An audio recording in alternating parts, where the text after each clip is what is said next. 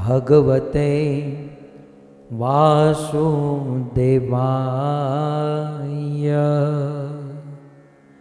ॐ नमो भगवते वासुदेवाय।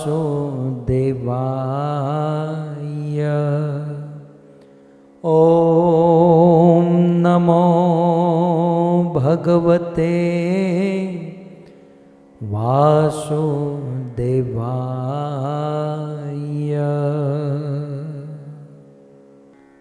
जय जय श्री राधा रमण, जय जय नवल किशोर, जय गोपी चित चोर प्रभो, जय जय माखन चोर, जय जय माखन चोर। श्री कृष्णचंद्र भगवान की, जगत गुरु श्रील प्रभुपाद की। उपस्थित भगवत कथा अनुरागी पधारे हुए भक्तवृंद, इस सभा को परम सुशोभित करने वाले अंतर्राष्ट्रीय कृष्ण भावनामृत संघ इस्कॉन के वरिष्ठ भक्तगण, दूर दूर से देश विदेश से बड़ी भारी मात्रा में इस यात्रा में भाग लेने वाले फेसबुक यूट्यूब के समस्त यात्रीगण, आप समस्त भक्तवृंद, ब्रजमंडल 84 कोस परिक्रमा में इस परिक्रमा के 22वें दिन में पुनः एक बार आप सबका स्वागत एवं आप सबके चरणों में हमारा प्रणाम। राधे श्याम। हम सब ब्रज में विचरण कर रहे हैं और ब्रज की महिमा हमारे वेदों में, शास्त्रों में, विशेष करके सभी शास्त्रों का सार श्रीमद् भागवत प्रमाण ममलम, सभी प्रमाणों का प्रमाण श्रीमद् भागवत में ब्रज की महिमा अनेकों स्थानों पर गाई गई है। एक समय की बात, दीति के छोटे पुत्र जिसका नाम था हिरण्याक्ष, हिरण्यकशिपु, हिरण्यकशिपु ने तीनों लोक में अपना साम्राज्य प्राप्त किया। पाताल लोक को हराया, पृथ्वी लोक को हराया, स्वर्ग लोक को हराया और लगभग तीनों लोकों का राजा बन गया। हिरण्याकशिपु के विषय में भागवत में लिखा है, जीते त्वयेकेन जगत त्रयम विभो। विभु, विभु माने भगवान।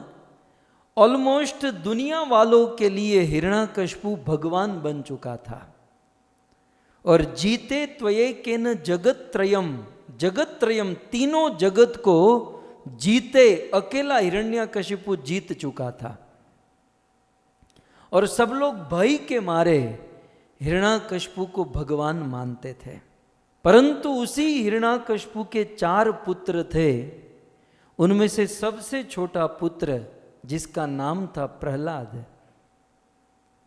वो हिरण्याकशिपु को भगवान नहीं मानता था। इवन प्रहलाद भगवान श्री विष्णु का, भगवान श्री कृष्ण का शुद्ध भक्त था।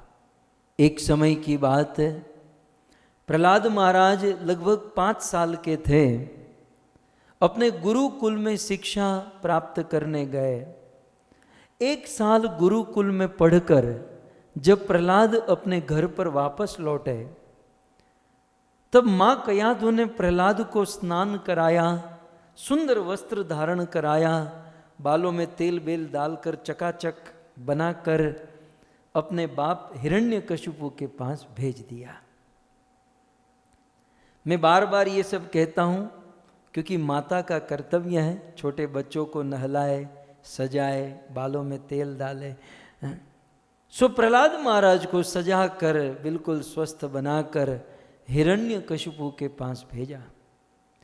अब हिरण्यकशिपु को प्रहलाद में बड़ा प्रेम था। अब एक बात तो समझनी होगी कि वनराज केसरी सिंह गर्जना करे तो छोटे बड़े सारे पशु पक्षी भाग जाए, वह सिंह या शेर दूसरों के लिए हिंसक हो सकता है, लेकिन अपने बच्चों के लिए तो वह हिंसक नहीं होता है ना। हिरण्यकशिपु दूसरों के लिए हिंसक था, लेकिन अपने बेटे के लिए, प्रहलाद के लिए तो वह वात्सल्य भाव था। इसलिए भागवत में वर्णन है कि हिरण्यकशिपु ने प्रहलाद को अपने गोद में बिठाया, प्रहलाद के मस्तक को सूंघा, प्रहलाद के बालों में हाथ घुमाते हुए हिरण्यकशिपु अपने बेटे को पूछता है कि बेटा प्रहलाद, तुम 1 साल तक गुरुकुल में पढ़े हो, गुरुकुल में बहुत सारी शिक्षा तुमने पढ़ी होगी, सुनी होगी, अपने जीवन में तुमने बहुत अनुभव भी प्राप्त किया होगा। सो प्रहलाद, मैं जानना चाहता हूं कि गुरुकुल में तुम जो पढ़े हो और प्रैक्टिकली तुम्हारे अनुभव के अनुसार इस दुनिया में सबसे उत्तम कार्य कौन सा है। समझ रहे ना आप? हिरण्यकशिपु ने अपने 5 साल के बेटे प्रहलाद को कहा कि सबसे उत्तम कार्य कौन सा है।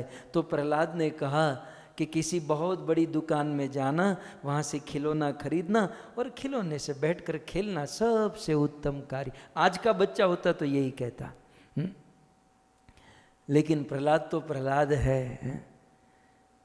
पहले तो प्रहलाद ने कहा पिताजी छोड़ो ना यार, और कुछ बात करते हैं।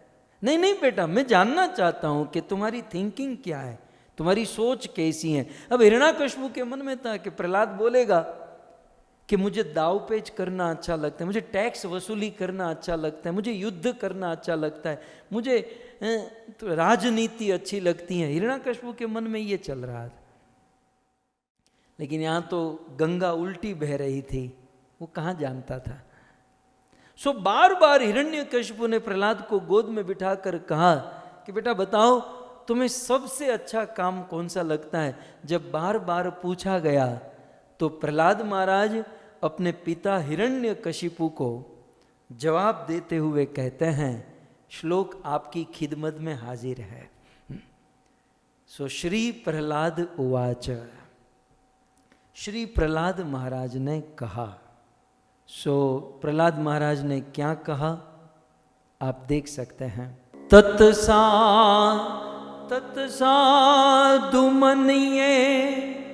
असुरवर्य देहि नाम सदा समुद्विग्न धियाम सद्ग्रहात् हित्वात्मपातं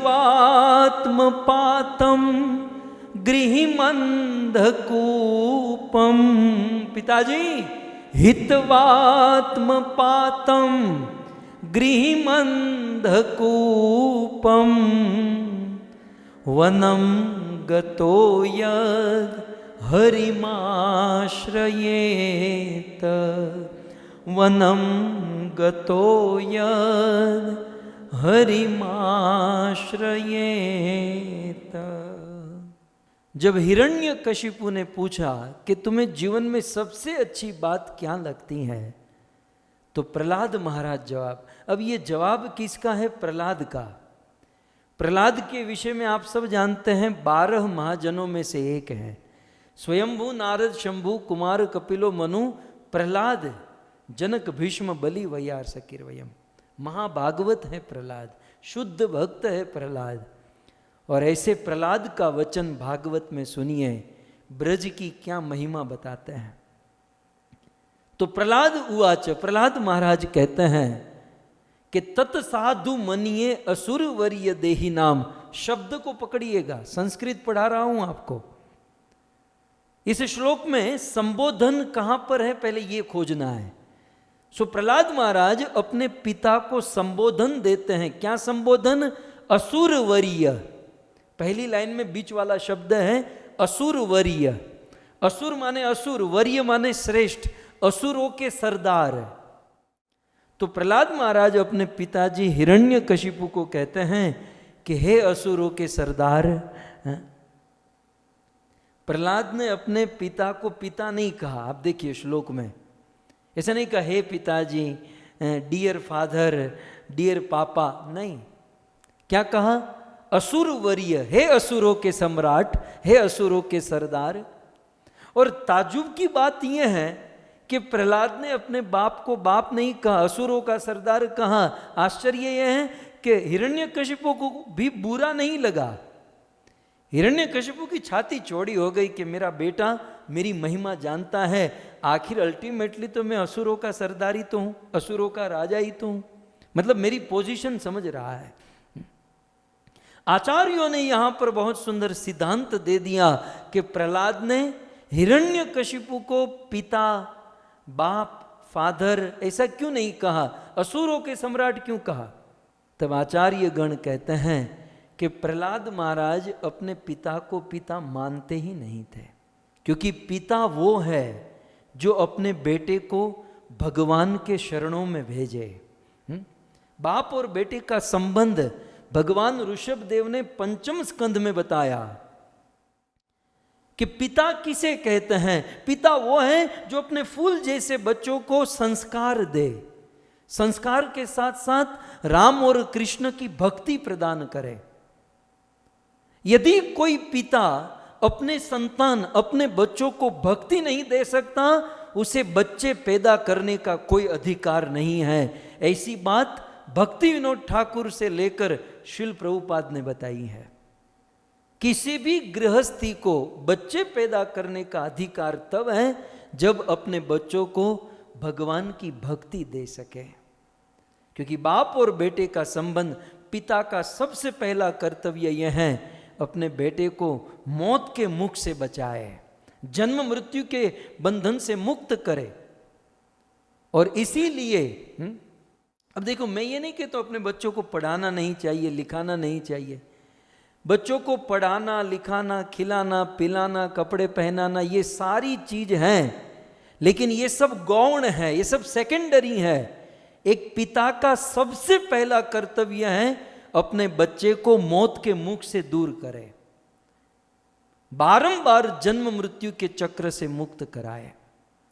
क्योंकि करोड़ों पिता बन गए, करोड़ों पुत्र बन गए, और ये बंधन, ये चक्र चलता रहेगा कब तक? जब तक भजन नहीं करेंगे। इसलिए वास्तविक पिता वो है जो अपने बच्चों को मृत्यु से बचाए या राम और कृष्ण की भक्ति प्रदान करे। इस सिद्धांत के ऊपर मोहर लगाई भगवान ऋषभ देव ने। वे कहते हैं जननी न सस्यात, पिता न सस्यात, गुरुम न सस्यात, देवम न सस्यात, न मोचयेत समुपेत मृत्युम। बिल्कुल निकट आई हुई मृत्यु से यदि बचा न सके तो वह बाप बाप नहीं, वह माँ माँ नहीं, वह गुरु गुरु नहीं है। इसलिए पिता का प्रमुख कर्तव्य है अपने बच्चों को भक्ति प्रदान करे, अपने बच्चों को संस्कार प्रदान करे। अब हिरण्यकशिपु में तो ये था ही नहीं है, इसलिए प्रहलाद महाराज बाहर से भले कहते हो लेकिन अंदर से कभी मानते नहीं थे। तो असुरवर्य, हमें ज़्यादा नहीं जाना है, हमें तो ब्रज की महिमा सुननी है।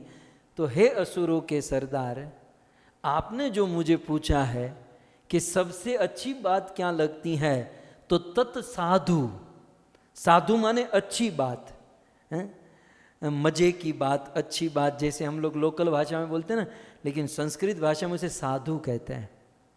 साधु माने उत्तम। तो तत्साधु मनिए, पिताजी मनिए, मुझे सबसे उत्तम बात क्या लगती है सुनिए। तो कहते हैं कि तत्साधु मनिए, हे असुरवर्य, मुझे सबसे अच्छी बात लगती है कि देही नाम, देही नाम माने देहधारी जीवों के लिए, देही नाम माने जिसके पास देह है। अब आप अपने आप को पूछिए, अपने पास देह है? यदि हमारे पास देह नहीं होता तो भगवान के धाम में होते। हमने हमारे पास देह है, तो देही नाम, स्पेशली देही में भी मनुष्य के लिए कह रहे हैं कि जिनके पास देह है, तो देहधारी जीव की हालत कैसी है? तो कहते हैं सदा सम उद्विग्न धीय। ये देहधारी जीव, पिताजी, ये मनुष्य जो है सदा सदा उद्विग्न रहने वाला, मतलब इस मनुष्य की बुद्धि जो है, धिया, मनुष्य की धिया, मनुष्य की बुद्धि सदा के लिए उद्विग्न रहती है। और उद्विग्न नहीं, यहां तो सम उद्विग्न, माने कंप्लीटली बुद्धि डिस्टर्ब रहती है। 5 साल का लड़का कितनी बड़ी बात कर गया भक्तों, 50 साल के बूढ़े को भी समझ में मुश्किल से आती हैं। तो देहधारी जीव सदा के लिए सम उद्विग्न दिया, उनकी बुद्धि उद्विग्न रहती है। हमारे बुद्धि में चाहे कुछ भी मिल जाए, डिस्टर्बेंस होता है, परेशानी होती है, कुछ अनसेटिस्फाइड होती हैं, असंतोष होता है, कुछ ना कुछ घटता है। तो कहते हैं देहधारी जीव को ये सब घटेगा, ये सब घटता ही रहता है। और घटने का कारण क्या है? बुद्धि की उद्विग्नता का कारण क्या है? तो कहते हैं असत ग्रहात, दूसरी लाइन के अंत में, असत ग्रहात, असत वस्तु को ग्रहण करने के कारण। अब दुनिया में 2 टाइप की वस्तु है, सत और असत, लेकिन लोगों को आदत क्या पड़ चुकी है, सत को ग्रहण नहीं करते। तो प्रायः लोगों की आदत है सत को छोड़ना, असत को ग्रहण करना। तो कहते हैं असत ग्रहात, असत वस्तु को ग्रहण करने के कारण। असत माने, सत माने सत्व गुण, मोड ऑफ नेचर, प्रकृति के 3 गुण, सत्व रजस तमस। तो सत जो है वो भगवान से निकट है, ठीक है। तो और उससे बिल्कुल ऑपोजिट है असत, जो भगवान से दूर लेकर जाता है। सत्व गुण भगवान के निकट लेकर जाता है, और असत माने तमोगुण भगवान से दूर लेकर जाता है। तो असत ग्रहात, असत वस्तु को ग्रहण करने के कारण, भगवान से दूर होने के कारण, देही नाम संसार के देहधारी जीवों की बुद्धि सदा के लिए उद्विग्न बनी रहती है। खाने के लिए खूब भोजन है, रहने के लिए घर है, रुपये पैसे, कपड़े, गाड़ी, बंगले, सब कुछ है, लेकिन फिर भी बंदा डिस्टर्ब होता है। गुरुजी कहते हैं एयर कंडीशन में बैठते हैं, लेकिन हृदय जलते रहता है। इसे कहते हैं उद्विग्न धिया। तो देहधारी जीव की बुद्धि सदा के लिए उद्विग्न रहती है। और उन देहधारी जीवों में अब कैटेगरी कर रहे हैं कि फिर भी सन्यासी और ब्रह्मचारी तो ठीक है। सन्यासी और ब्रह्मचारियों ने रजोगुण तमोगुण को छोड़कर सत्व गुण स्वीकार किया है, भगवान का भजन, भगवान का मार्ग। लेकिन हम गृहस्थी, हम संसारियों के लिए तीसरी लाइन में कहते हैं हित्वात्म पातम गृहमंध कूपम। हम गृहस्थी लोग की हालत कैसी है? हित्व आत्म पातम, हम गृहस्थी लोग गिरे हुए हैं, बिल्कुल फिसले हुए हैं, बिल्कुल अंधकूपम, अंधेरे कुएं में जैसे वो बकरा गिरता है, वैसे हम सब लोग बकरे की तरह अंधेरे कुएं में गिरे हुए हैं। तो कहते हैं यहां एक दृष्टांत दिया गया, गृह अंधकूपम, ये घर गृहस्थी जो है वो अंधेरे कुएं के समान है। अंधेरा कुआं उसे कहते हैं जहां पानी नहीं होता, कुआं सूख जाता है ना, तो उसे अंधेरा कुआं कहते हैं। और फिर वहाँ लोगों का आना जाना नहीं होता, इसलिए आजू बाजू घास फूस उग जाते हैं। और फिर भेड़ बकरे घास चरते चरते चरते वहाँ पहुँच जाते हैं और दूर से देखते हैं हरी हरी घास, आहा, खाने मुंह में पानी टपकता है, आनंद आ जाएगा। वैसे गृहस्थी लोगों को पानी टपकता है, शादी करेंगे, हैं? जिसकी शादी नहीं होने बेचारे सोचते हैं बस अब इससे शादी कर लेंगे, इससे वो जैसे वो बकरे हरी हरी घास को देखकर लोभ उत्पन्न होता है, वैसे कुंवारे लड़कों को लोभ उत्पन्न होता है कि ये लड़की से शादी करेंगे। और शादी करने के बाद वो हालत कैसी है, प्रहलाद महाराज कहते हैं, फिर आप अपनी आप जानो।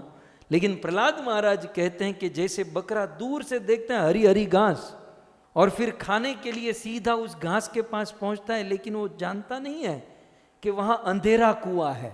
अंधेरा कुआं माने वो बिल्कुल कुआं है जिसमें पानी नहीं है। जैसे ही वो घास खाने जाता है, घास तो मुंह में आ जाती है, लेकिन वो कुएं में ऐसा गिरता है, सिर के बल गिरता है और कमर टूट जाती है, हड्डी पसली एक हो जाती है।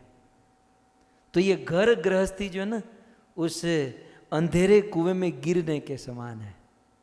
अब एक बकरा गिरा और वो बेचारा अपना अनुभव भी कहते हैं, देखो भाई आप मत गिरना, मुझे बहुत कष्ट हो रहा है। लेकिन भेड़िया ढसान आप जानते ना, एक गिरा तो दूसरा भी गिरा, तीसरा चौथा, बकरों का ऐसा होता है। तो पूरी दुनिया बस इसी में फंसी हुई है। तो देही नाम अंधकूपम, गृह अंधकूपम, घर गृहस्थी अंधेरे कुएं के समान है। और हित्वात्म पातम, व्यक्ति अपने से उस अंधेरे कुएं में अपने आप को गिराता है और उससे बड़ा कष्ट होता है, और रात दिन वो बेचैन और बुद्धि उद्विग्न बनी रहती है। तो देखो प्रश्न क्या था कि दुनिया में, जीवन में सबसे अच्छी बात क्या है। तब चौथी लाइन में ये 3 चीज बताकर चौथी लाइन में सार बताते हैं कि पिताजी हम संसारी हैं, हम घर गृहस्थी वाले हैं और बुद्धि सदा के लिए उद्विग्न रहती है, डिस्टर्ब रहती हैं। तो हम लोगों के लिए सबसे अच्छी बात क्या है? वनम गतो यत् हरिमाश्रयेत। पिताजी हम लोगों के लिए सबसे अच्छी बात है वनम गतो। वनम गतो, श्रीपाद श्रीधर स्वामी वृंदावनम गतो, ये चौथी लाइन में जो लिखा है ना वनम, वनम माने वृंदावनम, ब्रज वृंदावनम गतो। पिताजी व्रज वृंदावन में गतो माने गति करना, व्रज वृंदावन की ओर जाना। कैसे जाना, क्यों जाना? हरिम आश्रयेत, हरि का आश्रय ग्रहण करके, हरि के आश्रय में या हरि का आश्रय लेने के लिए वनम गतो, वन में चले जाना, वृंदावन जाकर हरि का आश्रय लेना, ये दुनिया में सबसे उत्तम बात मुझे लगती है। 5 साल का बालक प्रहलाद, भागवत में प्रथम शब्द उनके मुख से ये निकला। श्रीमद् भागवत में प्रहलाद के मुख से पहला श्लोक ये निकला, और उस प्रथम श्लोक में ही व्रज वृंदावन की महिमा प्रहलाद महाराज ने गाई। वनम गतो यत हरिमाश्रयेत। पिताजी वन में, वृंदावन में जाना चाहिए। मैं आप सबको कहूँ, यदि बुद्धि उद्विग्न हो, बुद्धि में चिंता टेंशन बने रहते हो, बहुत सारी प्रॉब्लम हो, असंतोष हो, अनसेटिस्फाइड है, प्रहलाद महाराज की बात एक बार मान लीजिए, वनम गतो, एक बार वन वृंदावन में चले जाइए और हरिमाश्रय, तो हरि का आश्रय लेकर देखिए, सब कुछ ठीक हो जाएगा। और इसी में तो बुद्धिमानी है ना, इसी में बुद्धिमानी है। तर्को प्रतिष्ठ स्मृतिम विभिन्ना नसो मुनि यस्य मतन भिन्नम धर्मस्य तत्वम निहितम गुहायाम महाजनो ये न गतः सपंथा। पूर्ववर्ती महाजनों ने, आचार्यों ने वेदों का ज्ञान, शास्त्रों का ज्ञान अपने हृदय में धारण किया और साथ ही साथ अपना अनुभव उन्होंने सुनाया। एक 5 साल के बालक का अनुभव है कि हम गृहस्थियों के लिए डिस्टर्बेंस वाली बुद्धि को यदि ठीक करना है, मन को ठीक करना है, तो वन का मार्ग, ब्रज का मार्ग पकड़ना चाहिए, सब कुछ ठीक हो जाता है। तो ऐसे ब्रज की महिमा श्री प्रहलाद महाराज ने श्रीमद् भागवत में गाई है। और उस ब्रज वृंदावन, उस ब्रज मंडल 84 कोष में हम सब विचरण कर रहे हैं। उस ब्रज मंडल 84 कोष में हम सब परिक्रमा कर रहे हैं। ये हमारा परम सौभाग्य है। सो आज ब्रज मंडल परिक्रमा का 22वां दिन है और इस 22वें दिन में आज हमारी यात्रा है शेरगढ़ से लेकर चीरघाट तक। कल हमने शुरू किया था शेषशायी, शेष के ऊपर शयन करने वाले शेषशायी भगवान विष्णु से लेकर शेरगढ़ और शेरगढ़ से चीरघाट। दास के मन में ऐसा होता है कि ये 21-22वें दिन की जो यात्रा है ना, भगवान विष्णु से लेकर कृष्ण की है। शुरू करेंगे शेषशाही और अंत होगा चीर घाट। बिल्कुल एक पूर्ण ऐश्वर्यमय भगवान और एक पूर्ण माधुर्यमय भगवान। और आज हमें ये, मेरी इच्छा कर रही कि ये हम यात्रा करेंगे। सो कल हमने शुरू किया था शेषशाही से, और कल हम क्षीर सागर कुंड का भी दर्शन किया। भगवान शेषशाही, भगवान विष्णु का यह स्वयंभू प्रकटित विग्रह क्षीर सागर कुंड से प्राप्त हुआ। हमारे ब्रज में इस शेषशाही स्थान में क्षीर सागर कुंड है, और आचार्यों ने लिखा है कि ब्रज में जो क्षीर सागर कुंड है वो क्षीर सागर से अभिन्न है। ये वो क्षीर सागर, जब सृष्टि में कोई प्रॉब्लम हो जाती है, जब सृष्टि में कोई दुर्घटना घट जाती है, तो सारे देवी देवता उस क्षीर सागर के तट पर जाते हैं और भगवान को पुकारते हैं, भगवान से निवेदन करते हैं और भगवान दर्शन देते हैं। तो आज हम उसी क्षीर सागर समुद्र के तट पर आए हैं, और क्षीर सागर के तट पर ब्रह्मा, शिव, नारद, पृथ्वी देवी ये सब पहुंचते हैं और भगवान को प्रार्थना करते हैं। ब्रजमंडल 84 कोष परिक्रमा के दौरान हम भी क्षीर सागर समुद्र आए, क्षीर सागर कुंड आए, तो इस कुंड के ऊपर बैठकर हमें भगवान से प्रार्थना करनी चाहिए। और स्पेशली क्षीर सागर के तट पर जाकर क्या प्रार्थना होती है। क्षीर सागर के तट पर पुरुष सूक्त स्तुति गाते हैं, और उस पुरुष सूक्त स्तुति के द्वारा भगवान विष्णु प्रकट होते हैं और देवताओं का कष्ट, देवताओं का दुख दूर करते हैं। आइए हम भी चंद पदों में पुरुष सूक्त को गाए, थोड़ा सा आस्वादन करें, और फिर शेषशाही से हम भगवान कृष्ण की चीर घाट की ओर यात्रा को हम सब आगे बढ़ाएं। तो बहुत सुंदर सारे वेद शास्त्र पुराण में जो पुरुष सूक्त स्तुति लिखी गई है, कही गई है, उस पुरुष सूक्त स्तुति को गोस्वामी जी ने बहुत सुंदर सरल भाषा में, हम समझ सके इसी भाषा में वर्णन किया है। सो भाव से गाइए। भक्तों, इस स्तुति का फल मैं आपको बता दूं। देवताओं ने क्षीर सागर के तट पर जाकर ये स्तुति गाई, और जैसे ही स्तुति कंप्लीट हुई भगवान विष्णु प्रकट हो गए। तो जब आज हम ब्रज के क्षीर सागर पहुंचे हैं, और ये क्षीर सागर उस क्षीर सागर से अभिन्न है, दोनों एक ही है, तो क्यों ना हम भी ये स्तुति गाए और भगवान को प्रकट करें सुंदर भाव से। जय जय सुरनायक जन सुखदायक प्रणतपाल भगवंता गोद्विज हितकारी जय असुरारी सिंधुसुता प्रियकंता राधे श्याम श्याम श्याम राधे श्याम श्याम श्याम राधे श्याम श्याम श्याम राधे श्याम श्याम श्याम। जय जय सुर नायक, सारे देवता मिलकर क्षीर सागर के तट पर ये गा रहे हैं जय जय। अब एक ही पद में दो बार जय जय माने बारंबार जय जयकार कर रहे हैं। इस दुनिया में जय जयकार करने लायक भगवान ही तो है। हमारी जय जयकार होती है ना, तो समझ लेना चाहिए कुछ स्वार्थ है, कुछ काम निकालना चाहते हैं। बाकी बिना स्वार्थ के कौन जय जयकार, वास्तविक जय जयकार तो भगवान की होती है। तो जय जय सुर नायक। देखो, देवताओं ने स्वीकार किया कि हे प्रभु, हे विष्णु, आप सुर नायक, सुरों के, देवताओं के स्वामी हो।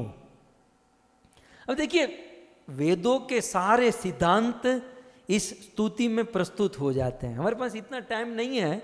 मैं तो जस्ट क्षीर सागर पर हम आए हैं, ब्रज के इस क्षीर सागर पर, तो थोड़ा गा लेते हैं। हमें ये स्तुति बहुत पसंद है। सो स्वयं देवता कहते हैं कि हे प्रभु, हे विष्णु, जय जय सुर नायक, आप सभी सूर, सूर माने देवता, सुरों के नायक हो, सुरों के स्वामी हो।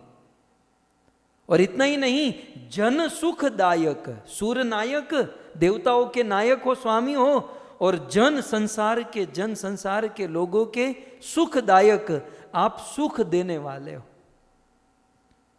इस दुनिया में हेतु रहित जग जुग उपकारी, तुम तुम्हारे सेवक असुरारी। सुख देने वाले भगवान और भगवान के भक्त हैं, बाकी सब मात्र दुख देने के लिए ही बने हैं। आप किसी का धोखा मत कीजिएगा, आप किसी पर मत ब्लेम मत कीजिएगा।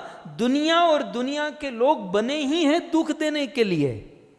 दुनिया की कोई भी वस्तु ले लीजिए, हो सकता है घड़ी दो घड़ी आपको सुख दे, अल्टीमेटली अंत में वो दुख ही देने वाली है। किसी व्यक्ति को आप ले लीजिए, घड़ी दो घड़ी आपको सुख दे सकते हैं, लेकिन ज्यादातर तो वो दुख ही देंगे। दुनिया के लोगों के ऊपर सुख की आशा मत कीजिएगा। हमारे देश के संतों ने बहुत सुंदर गाया है, आलोक ना सागर मही, कोई नाव थी तरशो नहीं, दो रंगनी आ दुनिया ना, धोखा कदी दर्शो नहीं। इस कविता में बहुत सुंदर कहते हैं कि आज दुनिया के लोग जिस राम दरबार में जाकर जय जय सीताराम और भगवान के चरणों में प्रणाम करते हैं, यही समाज एक दिन सीता को राम से अलग किया था। आज सब लोग नरसी और मीरा का नाम लेते हैं, लेकिन इसी समाज ने नरसी को जेल में बंद किया था और मीरा को जहर पिलाया था। समाज का क्या भरोसा। समाज एकमात्र दुख देने के लिए ही बना है। तो इसका अर्थ यह भी नहीं है कि समाज को हम ब्लेम करें, नहीं, वो उसका स्वरूप है, दुखालयम। यदि सुख चाहिए तो आशा एक राम जी से दूजी आशा छोड़ दे। क्यों? क्योंकि जय जय सुर नायक, जन सुखदायक, जन को सुख देने वाले एकमात्र राम है, कृष्ण है, विष्णु है। और फिर प्रणत पाल भगवंता, और कहते हैं प्रणत पाल। ये भगवान विष्णु कृष्ण राम कैसे हैं? प्रणत पाल। पाल माने पालन करना। भगवान पालन तो यूं तो सबका करते हैं, लेकिन प्रणत माने शरणागत होना, प्रणति, झुकती। जो भगवान को शरणागत हो जाता है तो प्रणत पाल, शरणागत व्यक्ति का भगवान विशेष रूप से पालन करते हैं। इसलिए प्रणत पाल भगवंता, सारे देवता एक स्वर से कहते हैं। उस सभा में सूर्य, चंद्र, इंद्र, ब्रह्मा, शिव, नारद सब लोग खड़े हैं और भगवान विष्णु को संबोधन करते हैं भगवंता। तो यहां पर अब कौन सी कंफ्यूजन है कि देवता कौन है और भगवान कौन है? विष्णु को भगवान कहा गया। गो द्विज हितकारी, जय असुरारी, सिंधु सुता प्रिय कंता। और क्या कहते हैं भगवान के लिए? सारे देवता कहते हैं गो और द्विज, गाय और ब्राह्मण के हितकारी। प्रभु आप गाय और ब्राह्मण का हित करने वाले हो। और जय असुरारी, और असुरों के अरि, अरि माने शत्रु, आप असुरों के शत्रु हो, असुरों को मारने वाले। और सिंधु सुता, सिंधु माने समुद्र, सूत माने बेटी, समुद्र की बेटी कौन? लक्ष्मी। तो सिंधु सुता, सिंधु की सुता, सुता माने बेटी, सूत माने बेटा, सुता माने बेटी। तो सिंधु सुता, सिंधु समुद्र की बेटी के प्रिय कंता, स्कंत माने पति, तो समुद्र की बेटी लक्ष्मी के आप प्रिय पति हो। इस प्रकार से देवता बहुत सुंदर स्तुति करते हुए अब आगे कहते हैं, पालन सुर धरणी अद्भुत करणी मर्म न जानई कोई, जो सहज कृपाला दीन दयाला करऊँ अनुग्रह सोई। कहते हैं पालन सुर धरणी, हे प्रभु आप देवता और पृथ्वी का पालन करने वाले हो। अद्भुत करणी, प्रभु आपकी करनी जो है बड़ी अद्भुत है, विचित्र है। आपकी करनी जो है, आपके जो कर्म है, मर्म न जान ही कोई। आपकी क्रिया के, आपकी लीला के मर्म को कोई नहीं जान सकता। पितामह भीष्म यहाँ पर आए, पितामह भीष्म ने भी कहा था कि ये कृष्ण की लीला कोई नहीं जान सकता। इस भगवान की लीला, भगवान के भाव अनुभाव को कोई नहीं समझ सकता कि ये कृष्ण क्या कर रहा है। तो मर्म न जान ही कोई। और बहुत सुंदर बात, जो सहज कृपाला दीन दयाला करऊ अनुग्रह सोई। और प्रभु आप कैसे हो? तो जो सहज कृपाला, प्रभु आप कृपालु हो, लेकिन कैसे कृपालु हो? तो सहज कृपाला। भगवान विष्णु सहज कृपा करते। सहज शब्द आप पकड़ रहे हैं? सहज समझ में आ रहा है? ज माने जन्म, ये सहज शब्द जो है ना, उसमें ज का अर्थ होता है जन्म, और सह माने साथ साथ। जन्म के साथ ही जिसमें जो गुण है उसे सहज कहते हैं। दो चीज होती हैं, एक ऐसे गुण जो जन्मजात होते हैं और दूसरे ऐसे गुण जो डेवलप करना पड़ता है।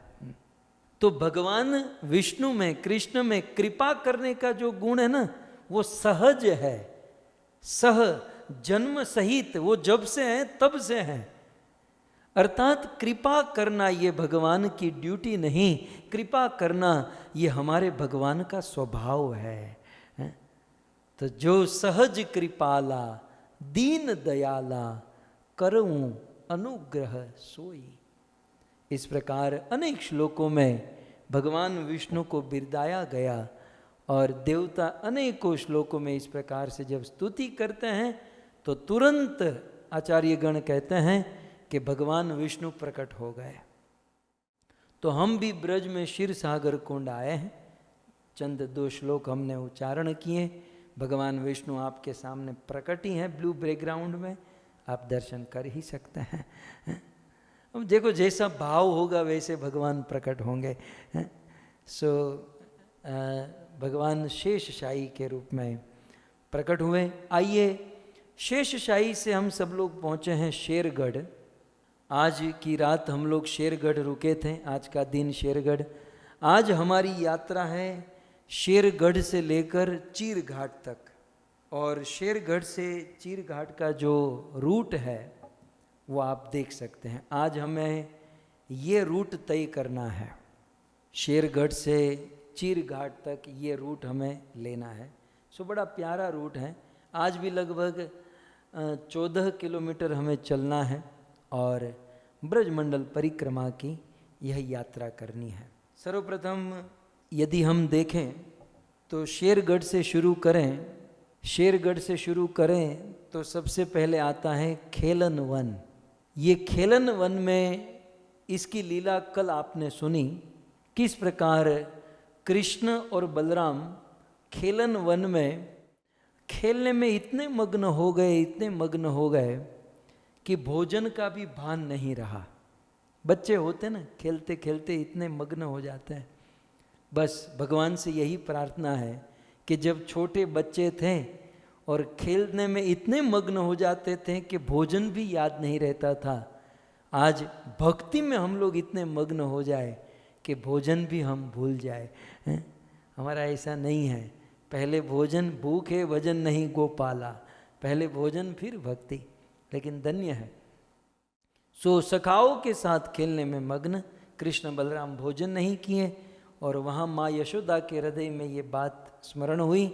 यशोदा और रोहिणी घर से दौड़कर आई और इसी स्थान पर भगवान श्री कृष्ण को अपने गोद में बिठाकर माँ यशोदा ने भोजन कराया, रोहिणी जी ने भोजन कराया।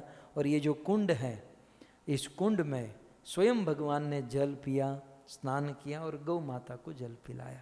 तो शेरगढ़ से हम आगे बढ़ें, और आगे बढ़ते बढ़ते आइए हम कीर्तन के साथ, बिना कीर्तन के ब्रज में नहीं चलना है।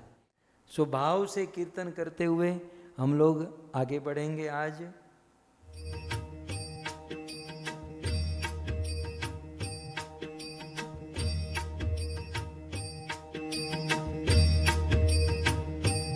कभी राम बन के कभी श्याम बन के चले आना प्रभु जी चले आना। कभी राम बन के कभी श्याम बन के प्रभु आना प्रभु जी चले आना। कभी राम बन के कभी श्याम बन के चले आना प्रभु जी चले आना। कभी राम बन के कभी श्याम बन के चले आना प्रभु जी चले आना। हे तुम राम रूप में आना,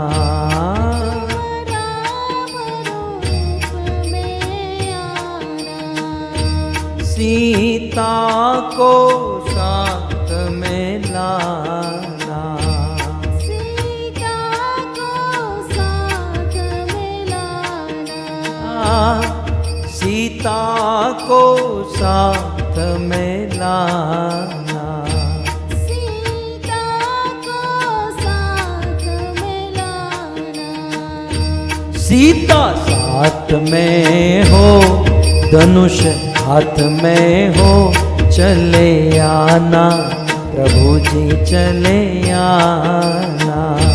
सीता साथ में हो, धनुष हाथ में हो, प्रभु आना प्रभु जी चले आना।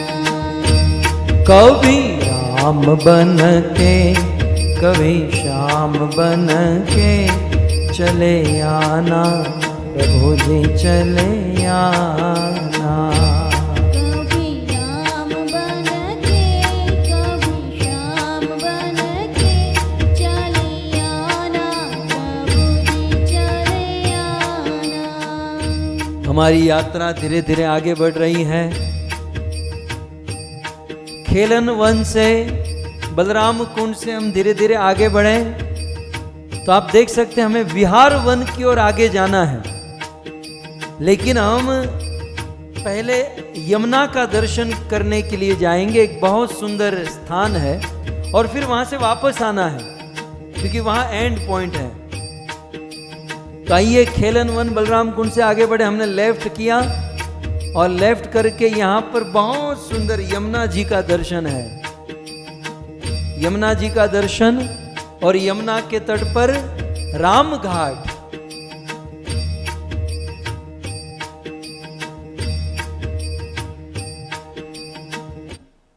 सो बहुत सुंदर, हम सभी यमुना के तट पर पहुंच चुके हैं और यहाँ की बहुत सुंदर लीला। अब यमुना के तट पर आए हैं तो यमुना के विषय में सुनना ये हमारे लिए अत्यंत उपयुक्त है, अत्यंत आवश्यक है, क्योंकि यमुना महारानी के विषय में श्रीपाद रूप गोस्वामी ने एक बहुत सुंदर बात बताई।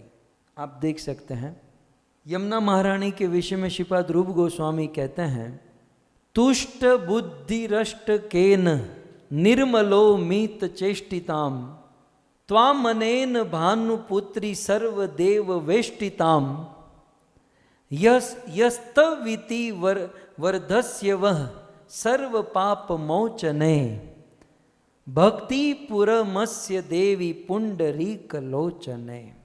बहुत सुंदर रूप गोस्वामी ने, हमारे गौड़ीय संतों ने यमुना महारानी के विषय में कहा कि यमुना महारानी तीनों लोकों में बहती हुई भगवान श्री कृष्ण तथा उनकी नित्य संगिनी श्रीमती राधा रानी के दिव्य लीला का ज्ञान कराने वाली है।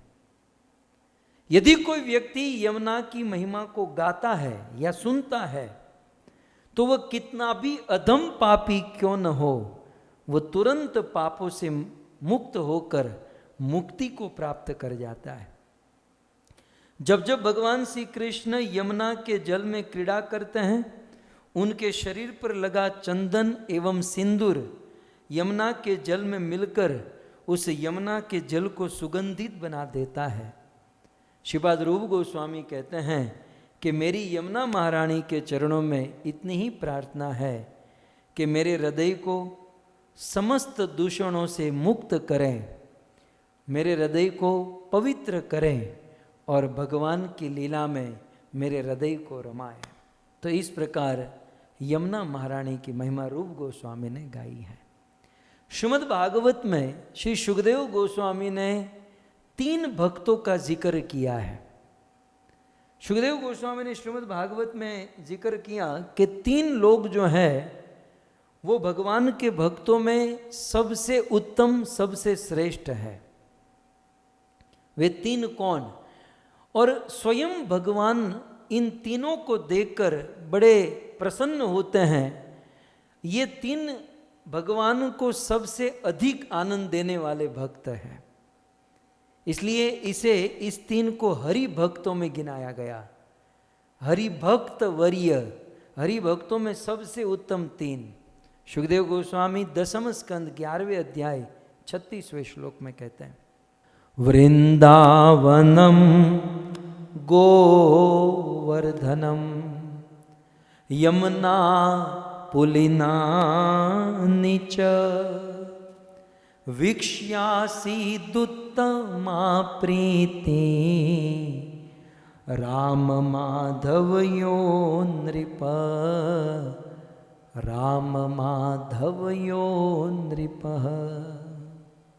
वो 3 भक्त कौन हैं? तो कहते हैं वृंदावनम। पहला है वृंदावन। सुखदेव गोस्वामी ने वृंदावन को हरि भक्त की कोटि में रखा है। तो वृंदावनम, गोवर्धनम दूसरा, और तीसरी है यमुना पुलिनानि चह, तीसरी है यमुना नदी। कहते हैं वृंदावन, गोवर्धन और यमुना, ये तीनों वीक्ष्यासीद उत्तमा प्रीति। जब भगवान इन तीनों को देखते हैं, वीक्ष्य माने देखना, तो कृष्ण उत्तम प्रीति, कृष्ण को बड़ी प्रीति, कृष्ण को बड़ा आनंद होता है। तो स्वयं भगवान श्री कृष्ण को आनंद देने वाली है यमुना महारानी। आज हम सब लोग शेरगढ़ से चीरघाट जाते हुए यमुना का दर्शन, क्योंकि इस पूरे मार्ग में यमुना को देखते हुए चलना है, और हम सब यमुना के किनारे, यमुना के घाट पर आए हैं। यमुना आप देख सकते हैं, मेरे यमुना का दर्शन। सो यमुना के विषय में कहा गया कि हरि भक्तों, 3 भक्त में यमुना जी का नाम है। वृंदावन सुंदर बालू, सुंदर ब्रज रज के रूप में भगवान की सेवा करता है। गोवर्धन गैया आदि को चराने के रूप में हरि की सेवा करते हैं, और यमुना नदी जल के रूप में बहकर भगवान की अनेकों प्रकार की क्रीड़ा में सहयोग देकर भगवान की सेवा करती हैं। सो यमुना महारानी हरि भक्तों में सबसे उत्तम माना गया है। शिल प्रभुपाद, हम सब गौड़ीय भक्त हैं, शिल प्रभुपाद ने हमारी साधना में, हमारी भक्ति में यमुना महारानी का बहुत ऊंचा स्थान प्रदान किया है। हमें उसे चूकना, भूलना नहीं चाहिए। शिल प्रभुपाद दिन में 3 बार यमुना को याद करते हैं। हम जो जय ध्वनि बोलते हैं ना, जयोम विष्णुपाद प्रवंश परिवाचार्य अष्टोत्तर शत अभय चरणारविंद ऐसी भक्तिदान स्वामी प्रभुपाद नामाचार्य हरिदास ठाकुर की जय, और फिर क्या कहते हैं, गंगा माई की जय, यमुना मैया की जय।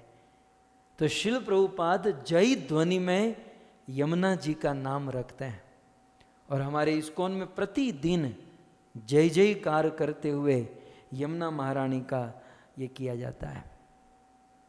यमुना के 2 स्वरूप हैं।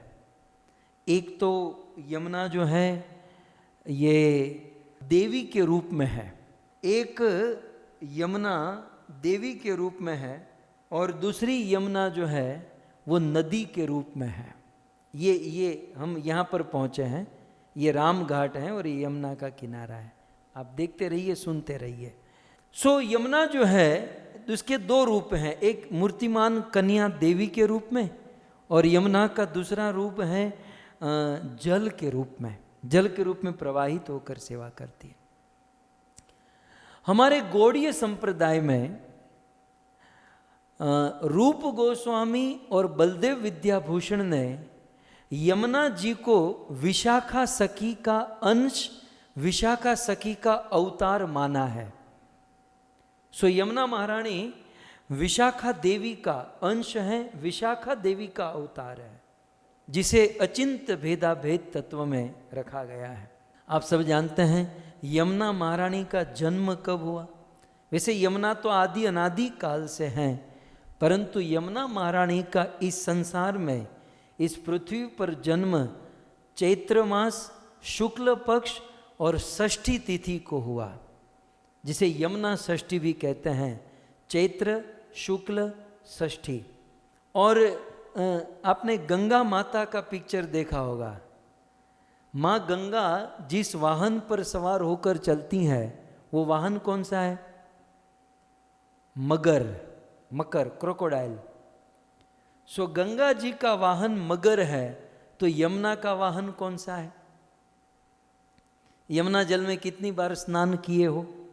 यमुना जल कितनी बार पान किए हैं? रोज जय ध्वनि बोलते हैं, लेकिन पूछा जाए कि यमुना का वाहन कौन सा है, तो सब लोग चुप रहेंगे। तो गंगा का वाहन मगर है, क्रोकोडाइल। यमुना का वाहन कछुआ है। यमुना जिस वाहन पर सवार होती हैं वो है कछुआ। और फिर यमुना देवी के 2 मुख्य नाम है। यमुना को सूर्य नंदिनी कहा जाता है, भानु नंदिनी या सूर्य नंदिनी, क्योंकि यमुना सूर्य की पुत्री के रूप में इनका प्राकट्य हुआ है। सो सूर्य नंदिनी, भानु नंदिनी, या फिर यमुना का दूसरा नाम है कलिंद नंदिनी। यमुना का जन्म 2 बार होता है, जैसे राधा रानी का जन्म 2 बार हुआ ना। श्रीमती राधा रानी का संसार में प्रथम जन्म विंध्याचल की कन्या के रूप में, और फिर दूसरा जन्म वृषभानु बाबा की पुत्री के रूप में। ठीक उसी प्रकार यमुना का जन्म भी 2 जगह माना गया है, सूर्य की पुत्री के रूप में और दूसरा कलिंद की कन्या के रूप में, कलिंद पर्वत की पुत्री के रूप में। सो गंगा और यमुना, ये 2 को यदि हम रखा जाए, कंपेयर किया जाए, तो वैसे हमारे देश में गंगा की बड़ी महिमा है। गंगा को सब पूजते हैं, जानते हैं, मानते हैं, लेकिन गंगा को भगवान ने केवल अपना चरण स्पर्श किया। गंगा में भगवान ने क्या किया? केवल अपना चरण अंगूठा स्पर्श किया। लेकिन यमुना में तो टोटल भगवान स्नान किए। यमुना में ही ऐसे कहा जाए कि कृष्ण यमुना में ही पड़े रहते थे, तो पूरे शरीर को भगवान ने यमुना में नहलाया, यमुना का पान किया। सो गंगा में मात्र चरण स्पर्श किया, लेकिन यमुना में भगवान पूर्ण रूप से स्नान किए। ये है यमुना। गंगा के तट पर भगवान की कथा होती है, लेकिन यमुना के तट पर स्वयं भगवान लीला करते हैं। हम तो रोज गाते हैं, यमुना तीर वनचारी। कृष्ण जो है यमुना के तीर पर चलते हैं, वो हाईवे नहीं पकड़ते हैं, कृष्ण जो है फ्रीवे नहीं लेते हैं, भले दूर लॉन्ग कट हो, लेकिन दूर हो, लेकिन वो यमुना के तट पर कृष्ण चलते हैं। और यमुना, गंगा जो है भगवान श्री कृष्ण की दासी है, और यमुना भगवान कृष्ण की चतुर्थ पटरानी है। सो यमुना की महिमा बहुत सुंदर हमारे वेदों में, शास्त्रों में गाई गई। हम सब लोग यमुना के तट पर, ये तो पूरा ब्रज यमुना के तट पर ही है, बिल्कुल ब्रज के बीच में से यमुना बहती हैं, और यमुना ब्रज को 2 भागों में बांटती हैं। सो यमुना के विषय में और थोड़ी सी जानकारी लें। यमुना का अर्थ मात्र यमुना जल ही नहीं है।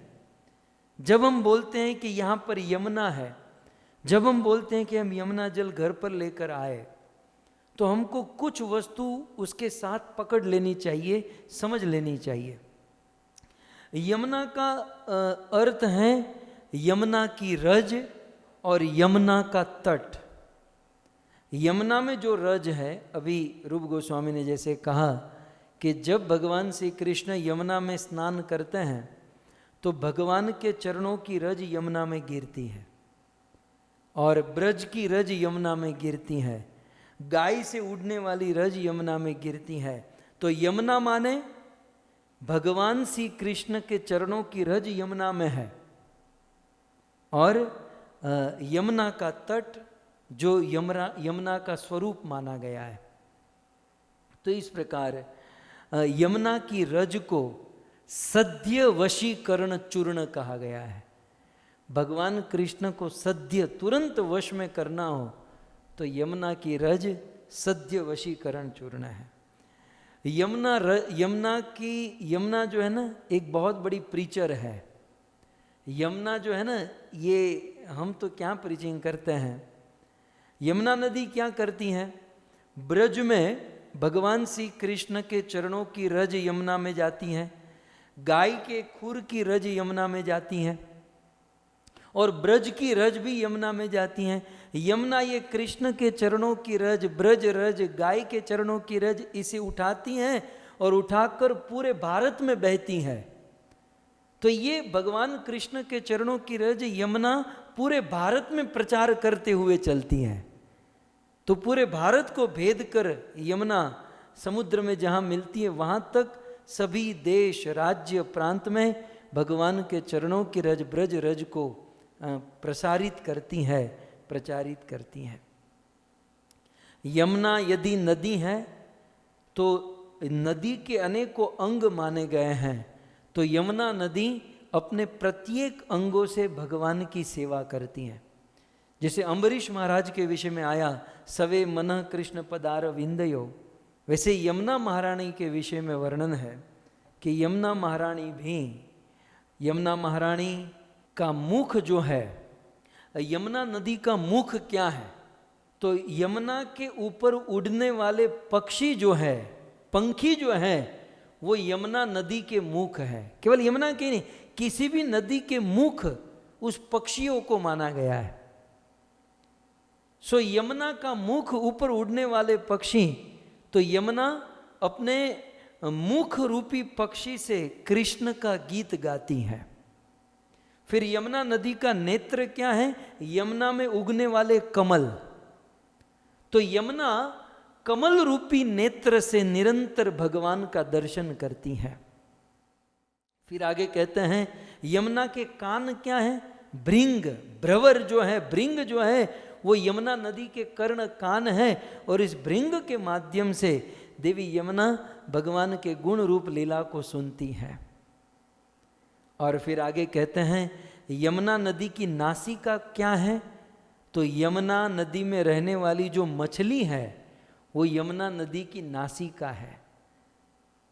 और यमुना से कोई मछली पकड़कर खाता है तो मानो यमुना की नाक कोई काट रहा है, क्योंकि यमुना में रहने वाली मछली को उनकी नासिका कहा गया है। सो यमुना नदी अपनी मछली रूपी नासिका के द्वारा कृष्ण के चरणों में लगे केसर कस्तूरी को सूंघकर उनकी सेवा करती हैं। और यमुना नदी के हाथ जो है वो उनकी तरंगे हैं।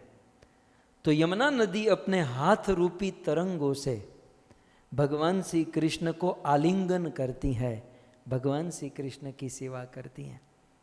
तो इस प्रकार यमुना नदी की बहुत सुंदर महिमा हमारे वेदों में, हमारे शास्त्रों में बताई गई है। आप सब जानते हैं, मैं आपको एक प्रसंग याद कराऊं। जब भगवान श्री कृष्ण का जन्म हुआ, हमने कथा सुनी थी ना, जब कृष्ण का जन्म हुआ तो वसुदेव जी कृष्ण को लेकर मथुरा से नंदगांव जा रहे हैं, गोकुल जा रहे हैं। और फिर मार्ग में यमुना आई तो यमुना में बाढ़ आ गई, यमुना का पानी बिल्कुल बढ़ गया। तो हमारे नासिक के संत हरीशुरी जी ने बहुत सुंदर उत्प्रेक्षा की। कुछ बातें तो मैं कह चुका हूं, लेकिन एक नई बात मैं आपको बताऊं कि आज कृष्ण को देखकर यमुना पागल क्यों हो गई। हमारे वहां गाते हैं, बेई कांठे जमुना आवी छलकाणी, वासुदेव ये वा मन मामू जाना, यमुना जी मां केडियूं पाड़े मारो कान श्याम, आवीने मारी मटकी फोड़े। तो वसुदेव जी कृष्ण को लेकर यमुना के पास आए। यमुना का पानी बिल्कुल उफान लेने लगा। तो हरीश्वरी जी ने बहुत सुंदर कहा कि यमुना एक नदी है। ध्यान से सुनिएगा, यमुना एक नदी है और नदी के पिता कौन होते हैं? पर्वत। गंगा, यमुना, नदी कहाँ से? नदी का उद्गम क्या होता है? पर्वत होता है। और वैसे भी कलिंद कन्या पर्वत की कन्या है यमुना। सो यमुना नदी के पिता होते हैं पर्वत। और फिर नदी पूरे देश में बहकर उनका डेस्टिनेशन होता है समुद्र। तो नदी के पिता पर्वत माने गए हैं और नदी का ससुराल जो है वो समुद्र माना गया है। आप इमेजिन कीजिएगा, तो नदी का मैका जो है वो पर्वत है और ससुराल जो है वो समुद्र है। अब नदी अपने मैके से, अपने पिता के घर से निकलती है और फिर घूमते घूमते घूमते समुद्र में जाकर मिलती हैं, ससुराल में चली जाती हैं। फिर नदी को कभी भी मैके वापस आने को नहीं मिलता।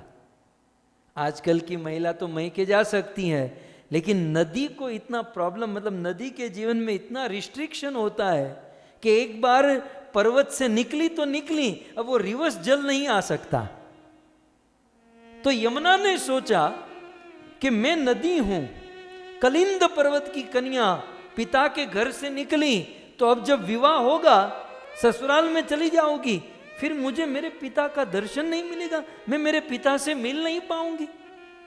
ये चिंता थी। लेकिन दूर से वसुदेव जी कृष्ण को अपने हाथों में लेकर आ रहे हैं। जब यमुना ने कृष्ण को देखा तो सोची कि ओह, ये वो कृष्ण हैं जो पूर्व जन्म में राम अवतार धारण किए थे। और इस राम अवतार ने क्या किया था? हनुमान जी को, जामवन जी को, बड़े बड़े वानर और भालुओं को भेजा और पर्वत लेकर आओ और उस पर्वत को समुद्र में डालो। राम ने क्या करवाया? बड़े बड़े पर्वत को मंगवाया और पर्वत को समुद्र में डलवाया। तो ये क्या हुआ? समुद्र नदी का ससुराल है और पर्वत नदी के पिता है। तो राम ने क्या किया? नदी के पिता को ससुराल में अपने घर पर बुलाया ताकि उनकी बेटी उनसे मिल सके। तो यमुना ने देखा ये वही कृष्ण है कि हम नदियों को कभी भी मैके जाने का अवसर नहीं मिलता, लेकिन इस कृष्ण ने राम अवतार में समुद्र में पर्वत को लाकर नदी को अपने बाप से, अपने मैके, अपने माँ बाप से मिलाने का काम किया। और वही कृष्ण मेरे पास आ रहे हैं और वही कृष्ण मेरे पति होने वाले हैं। यह देखकर यमुना प्रसन्न हो गई और यमुना पागल सी होने लगी। यमुना का जल बढ़ने लगा, बहने लगा। तो इस प्रकार से बहुत सारी बातें यमुना देवी के विषय में है।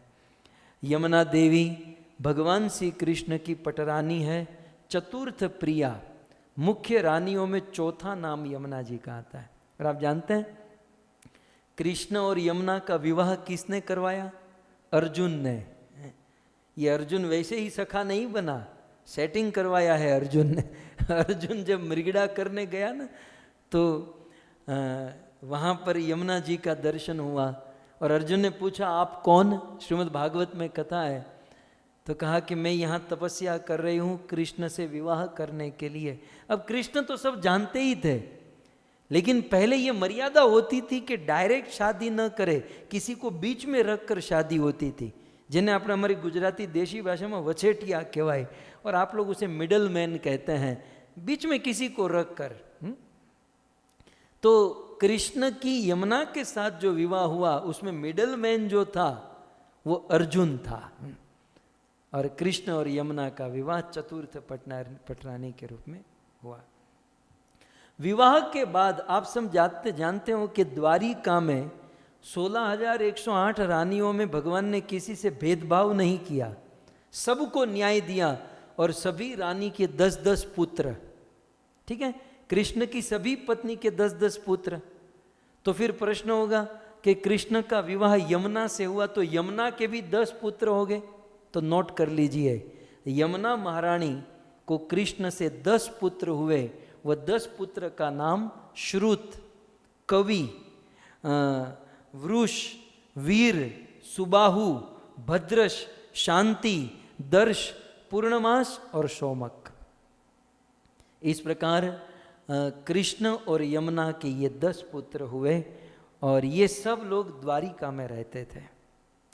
एक बात जो मुझे बहुत अच्छी लगती है, ये हमें समझने लायक है। क्या हुआ?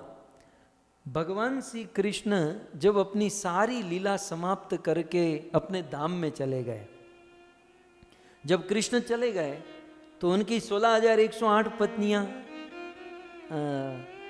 बड़ी दुखी हो गई कि हमारे पति चले गए। रुक्मणी, सत्यभामा, जामवती, नग्नजीता, पद्मा, ये सब लोग रात दिन रोती रहती थी। सारी पत्नियां कृष्ण के विरह में रोती थीं, लेकिन मजे की बात कहूं, यमुना रोती नहीं थी। सारी पत्नियों को विरह था, लेकिन यमुना को विरह नहीं था। यमुना तो खलखल खलखल बहती थी और बड़ा आनंद, बड़ी मौज कर रही थी। एक दिन कृष्ण की अन्य 16,000 पत्नियों से नहीं रहा गया। पुराणों में वर्णन है कि कृष्ण की अन्य पत्नियां यमुना के पास आई और यमुना के पास आकर कहती हैं, यमुना हमारे पति चले गए हैं, कृष्ण जगत को छोड़कर धाम में चले गए हैं, उनके विरह में हम लोग दुखी हैं। यमुना तुझे दुख नहीं हो रहा है, तुझे कष्ट नहीं, तुझे रोना नहीं आ रहा है? यमुना ने कहा बिल्कुल रोना नहीं आ रहा है। बोले इसका कारण क्या, हमें भी बताओ, जानना है? देखिए, प्रकट रूप से कृष्ण हमारे बीच में भी नहीं है, तो आपको भी रोना आता होगा, लेकिन फिर भी यमुना की तरह यदि प्रसन्न रहना है तो एक कारण है। बहुत सुंदर बात यमुना ने बताई, श्लोक के साथ आपको बताऊं। तब यमुना ने यह श्लोक कहा, यह यमुना के मुख से निकला हुआ श्लोक है। देवी यमुना कहती है, आत्मरामस्य कृष्णस्य ध्रुवम आत्मा स्थिराधिका तस्या दास्य प्रभावेण विरहो सुमानन संस्पृश्ये। यमुना यह श्लोक भगवान श्री कृष्ण की अन्य पत्नी, अन्य रानियों से कहती है। क्या कहती हैं? आत्मरामस्य कृष्णस्य, सखी हमारे पति कृष्ण कैसे हैं? आत्मरामस्य मतलब आत्मराम। कृष्ण आत्मराम, अपनी आत्मा में ही रमण करने वाले, जिसे बाहर से किसी वस्तु की आवश्यकता नहीं, कोई चीज की आवश्यकता नहीं। तो कृष्ण ऐसे आत्मराम है। यदि कृष्ण ऐसे आत्मराम है तो ध्रुवम आत्मास्ति राधिका, तो कृष्ण की जो प्रिया राधिका है, जो राधा रानी है, वो भी आत्मराम है। कृष्ण आत्मराम मने आत्मा में ही आनंद, तुष्यंती च रमंती च, आठे पहर आनंद में रहना, जिसे कोई कष्ट नहीं, कोई चिंता नहीं। तो आत्मरामस्य कृष्णस्य, कृष्ण आत्मराम है तो ध्रुवम माने निश्चित ही आत्मस्थि राधिका, राधा रानी भी आत्मराम है, वो भी अपने आप में सुखी प्रसन्न है। तो देखो सखियो, कृष्ण आत्मराम है, राधा रानी भी आत्मराम है, और उस राधा रानी की मैं दासी हूं। कहते हैं राधिका तस्या दास्य प्रभावेण, उस राधा की मैं दासी हूं, और राधा की दासी होने के प्रभाव से विरह असमान न संस्पृश्येत, मुझे कृष्ण का विरह टच भी नहीं कर पाता है, मुझे कृष्ण का विरह कोई कष्ट नहीं दे पाता है। क्यों? क्योंकि राधिका दास्य प्रभावेण, क्योंकि राधा रानी की मैं दासी हूं, उसके प्रभाव से। पद्म पुराण का ये श्लोक। सो यमुना महारानी, ये सिद्धांत के अनुसार क्या हुआ, यमुना महारानी राधा रानी की दासी है। और बलदेव विद्याभूषण ने क्या कहा कि विशाखा जी का अंश अवतार, तो यहां ये लिंक मिलती है फिलोसॉफी के अनुसार।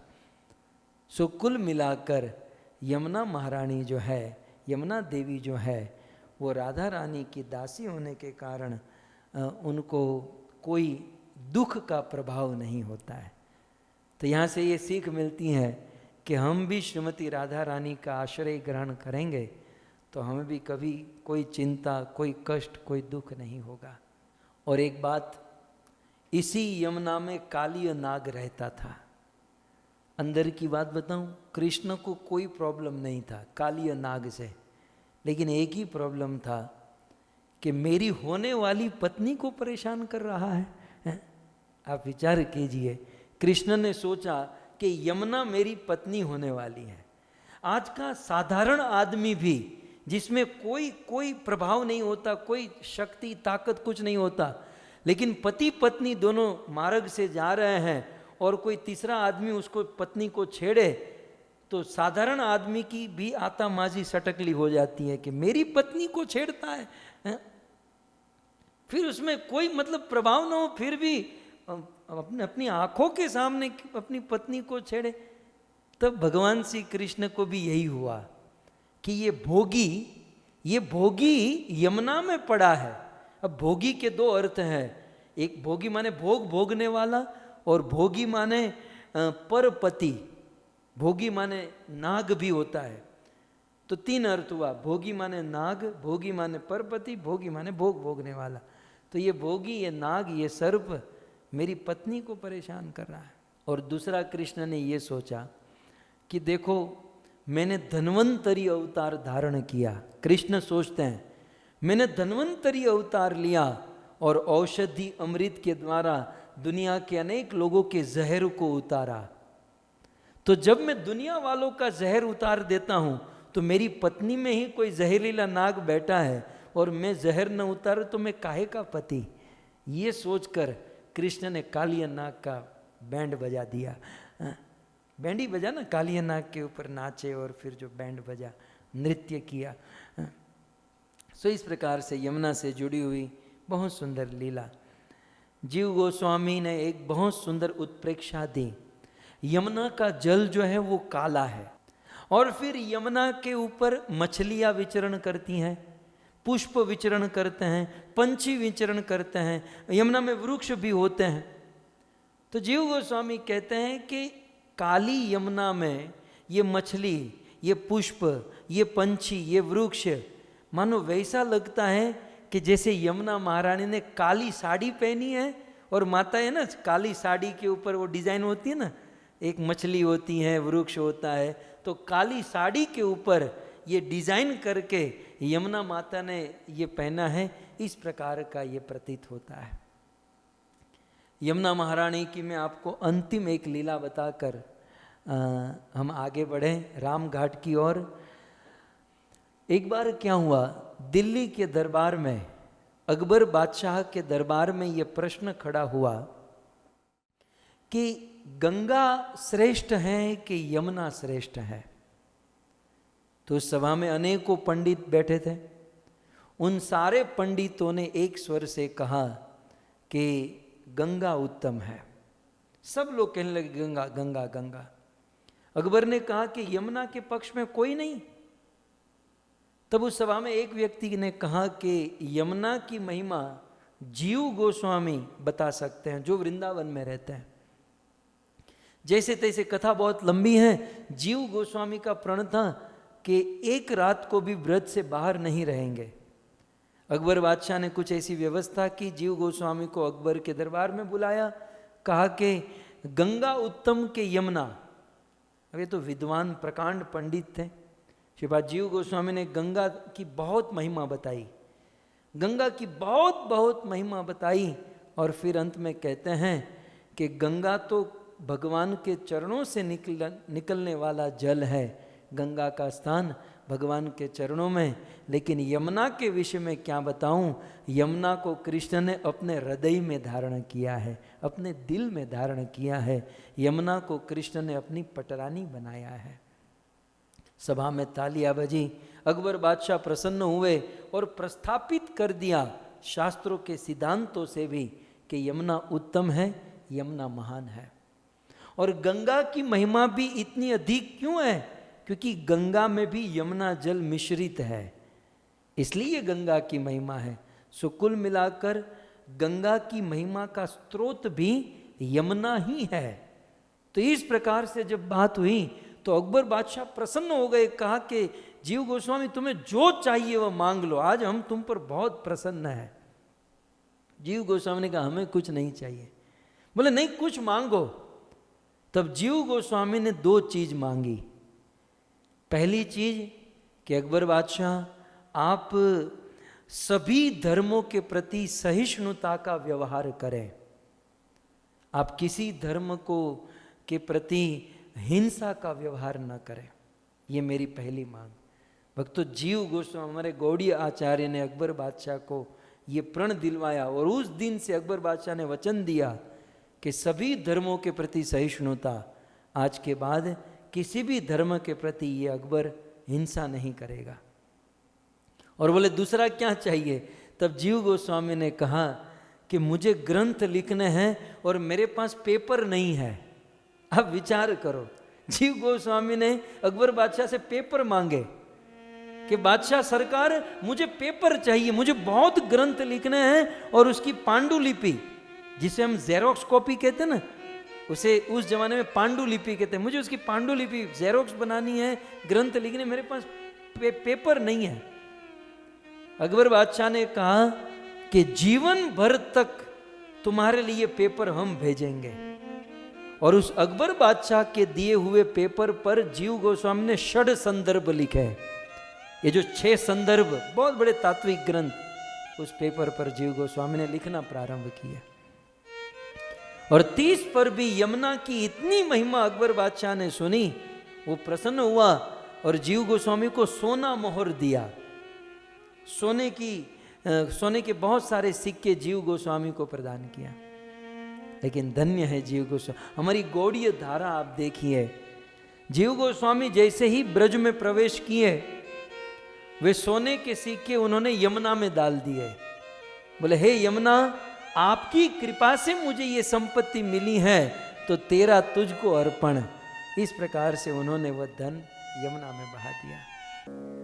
चालो तो थईए व्रजवासी, परिक्रमा करिए 84।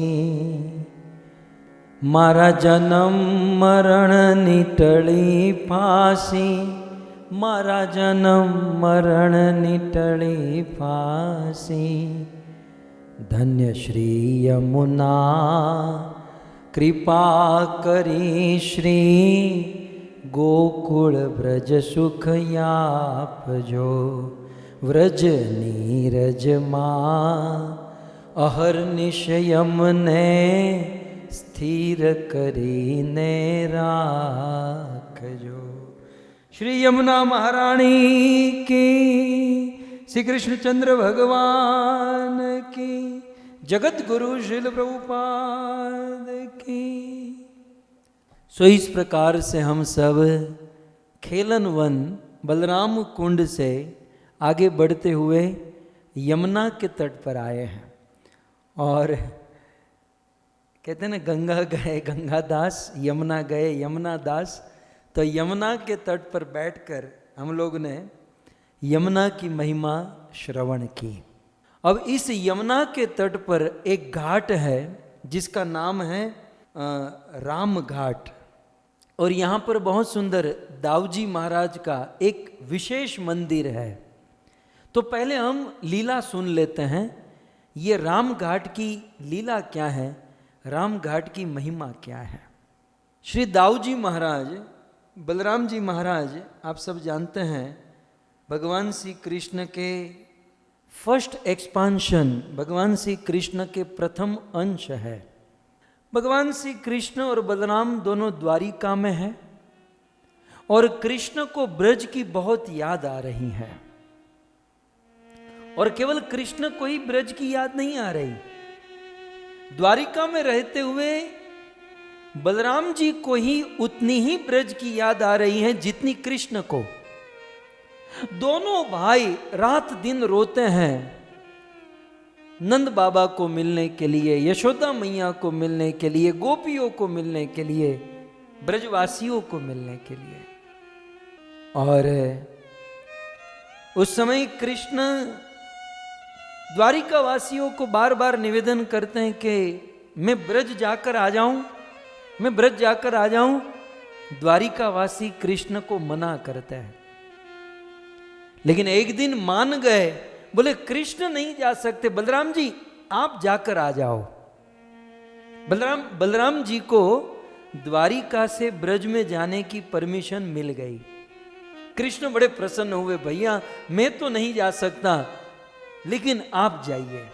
बलराम जी द्वारिका से ब्रज में आए और ब्रज में आकर ब्रज में बड़ा उत्सव हुआ।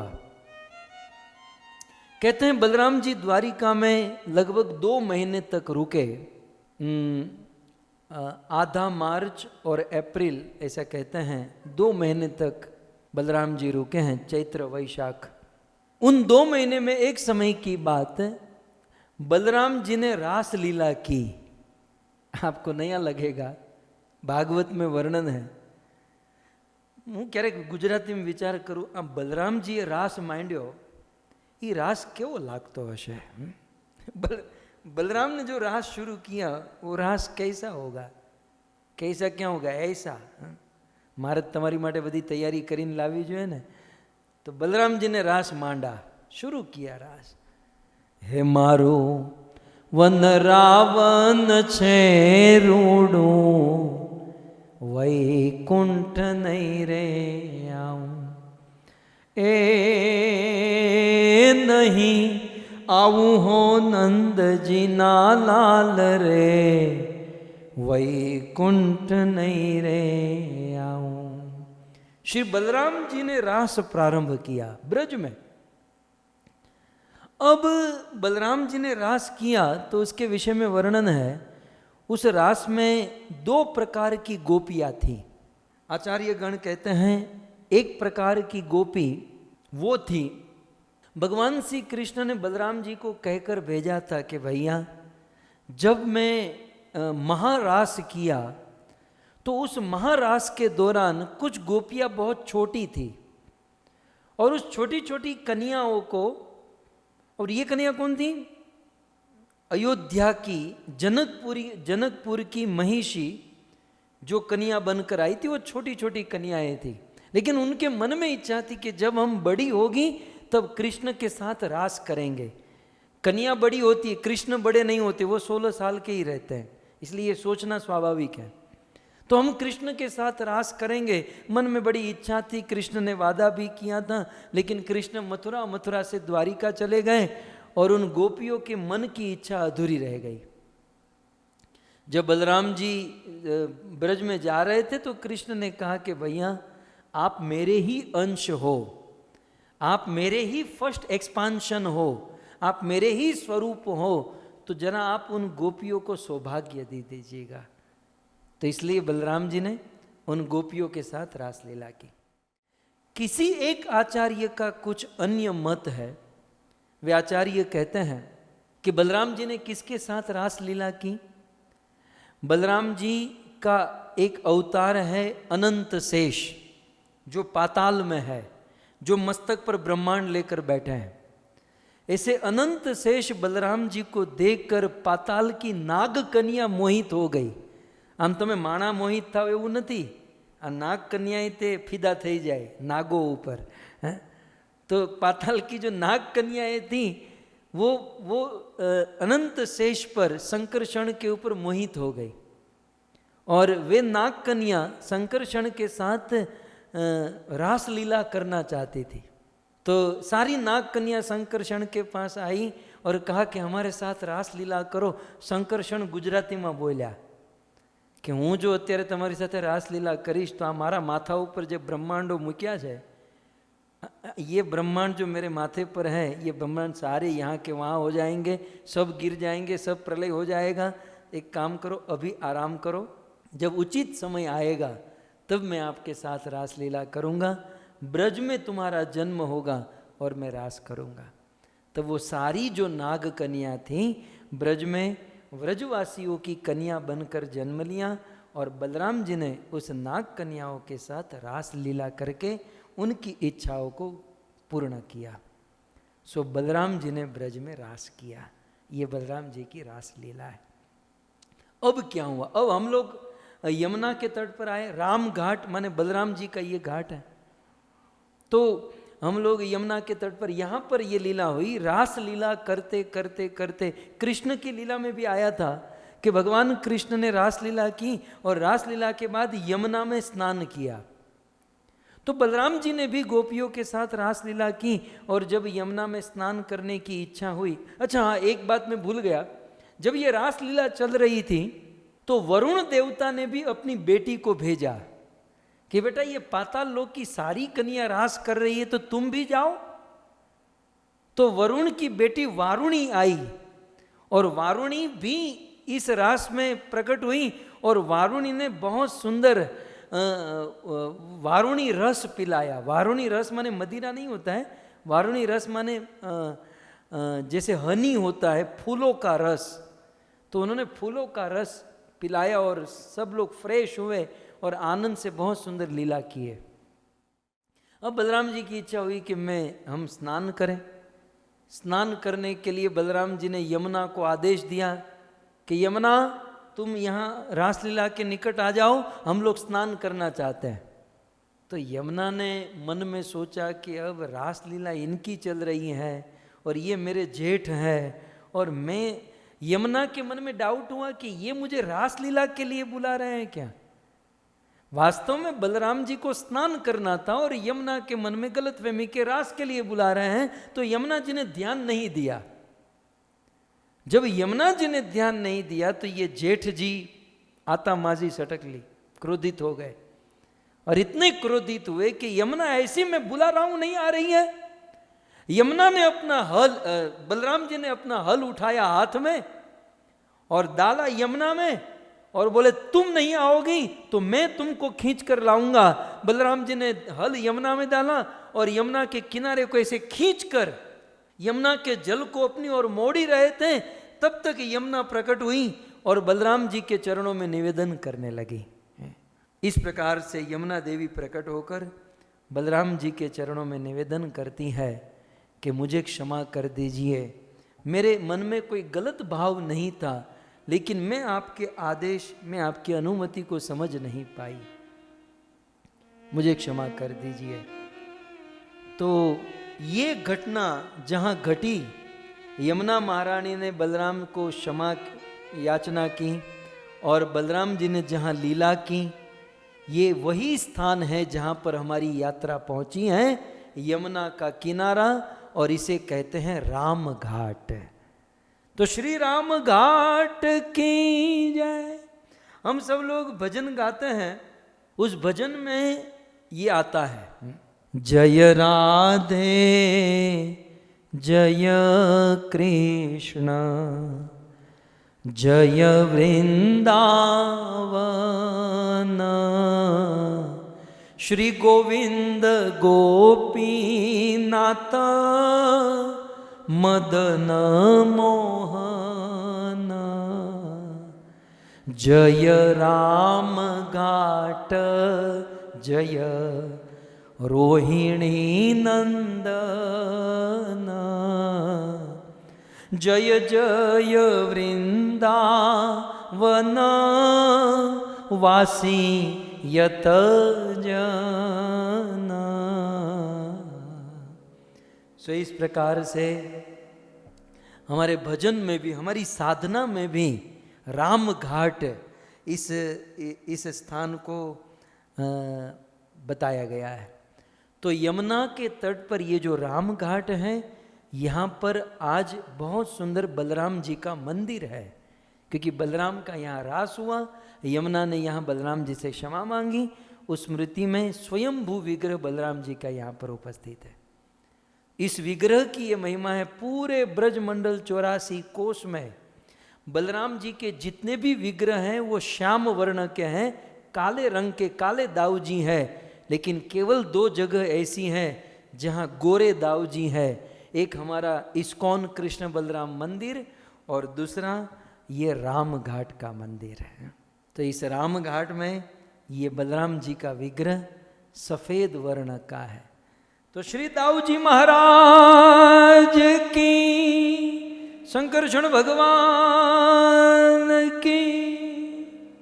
सो यहाँ पर गोरे दाऊ जी हैं, दाऊ जी महाराज की कृपा प्राप्त कीजिए और बलराम जी से बल प्राप्त करें, ताकि हम भक्ति में बलपूर्वक भजन कर सके, साधन कर सके। अब देखिए, अब इसको आप इत्तेफाक मत समझिएगा, ये आज भी भगवान की लीला चल रही है।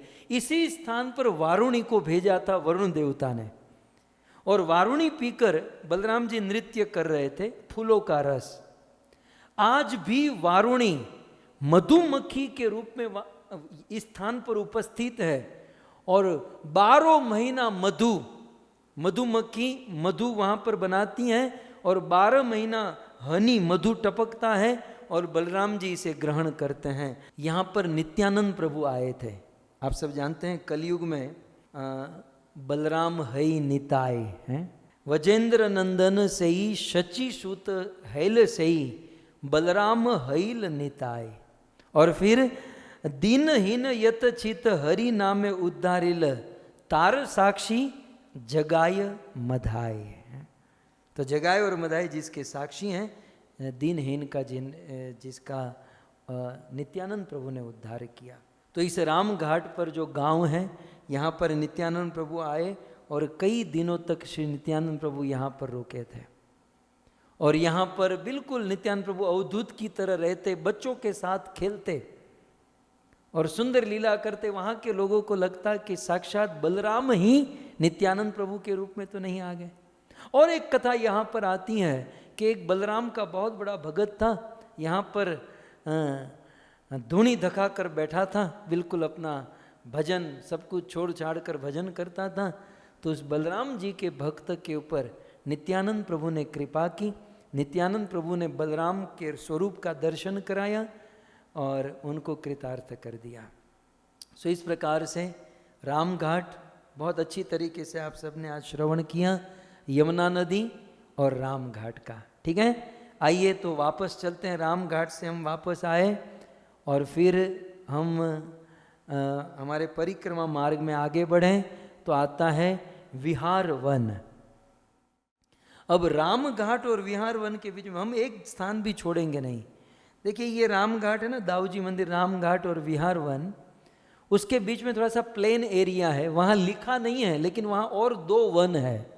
जैसे मैंने कहा मुख्य 12 वन है, लेकिन छोटे बड़े सब मिलाकर 136 वन है हमारे ब्रज में, 84 कोष इस ब्रज मंडल में। तो राम घाट, दाऊजी मंदिर और विहार वन, ये दोनों के बीच में 2 वन पड़ता है। एक है कच्छ वन। कच्छ वन, इस वन का नाम कच्छ वन इसलिए हुआ कि कृष्ण गोप सखा गाय बछड़ों को चराने यहाँ आते थे और यहाँ कछुआ बनकर वे लीला करते थे। वे कछुए बनकर कछुए की तरह चलते और लीला करते। इसलिए इस स्थान का नाम हो गया कच्छ वन। और फिर थोड़ा सा आगे बढ़ें तो और एक वन है भूषण वन, जहाँ पर सारे सखा मिलकर कृष्ण को आभूषण आदि पहनाते थे, इसलिए उस वन का नाम हुआ भूषण वन। तो राम घाट के बीच में ये 2 वन हैं। और फिर हम विहार वन की ओर आगे बढ़े। ये है विहार वन। इस विहार वन में भगवान श्री कृष्ण की और सखाओं की बहुत सुंदर लीला होती थी। बिल्कुल साक्ष्य रस यहाँ पर मूर्तिमान होकर बहता था। बिल्कुल साक्ष्य रस यहाँ पर कृष्ण के सखा बड़े भाव से, बड़े प्रेम से यहाँ पर खेलते थे। शिल प्रभुपाद जी ने देखा कि मेरे जीवन में अब बहुत कम समय बचा है, अब मैं ज़्यादा दिन तक इस संसार में नहीं रह पाऊँगा। तो प्रभुपाद जी ने बिना देरी किए कृष्णा बुक, भगवान श्री कृष्ण की लीलाओं का वर्णन उन्होंने एक ग्रंथ में किया। इस विहार वन के विषय में शिल प्रभुपाद जी ने अपने कृष्णा पुस्तक में बहुत सुंदर लिखा है। शिल प्रभुपाद लिखते हैं कि इस विहार वन में भगवान श्री कृष्ण अपने सखाओं के साथ आनंद पूर्वक खेलते थे। कभी कभी ये सारे सखा मोर का पीछा करते थे और कभी कभी सखा कोयल की तरह बोली बोलते थे। कुछ बालक आकाश में उड़कर पक्षियों की तरह उनकी छाया का अनुसरण करते थे, तो कुछ बालक बंदरों के पास जाकर उनके बगल में चुपके से बैठ जाते थे। तो कुछ बालक ऐसे होते थे जो बंदरों की पूंछ पकड़कर उनके साथ उछलने लगते, कूदने लगते, खेलने लगते थे। कुछ बालक बंदरों का अनुकरण करते हुए बंदरों को अपना दांत दिखाते, बंदरों को दांत दिखाते वो बहुत चिढ़ते हैं, तो कुछ बालक बंदरों को अपना दांत दिखाते थे। तो कुछ बालक यमुना के तट पर मेंढकों के साथ खेलते थे और मेंढक की तरह, जैसे अभी भगवान कृष्ण मेंढक की तरह बैठे हैं, तो मेंढक की तरह वो कूदते थे, बिल्कुल पशु पक्षियों की तरह भगवान और उनके सखा इस वन में विहार करते थे। इसलिए इस वन का नाम हुआ विहार वन।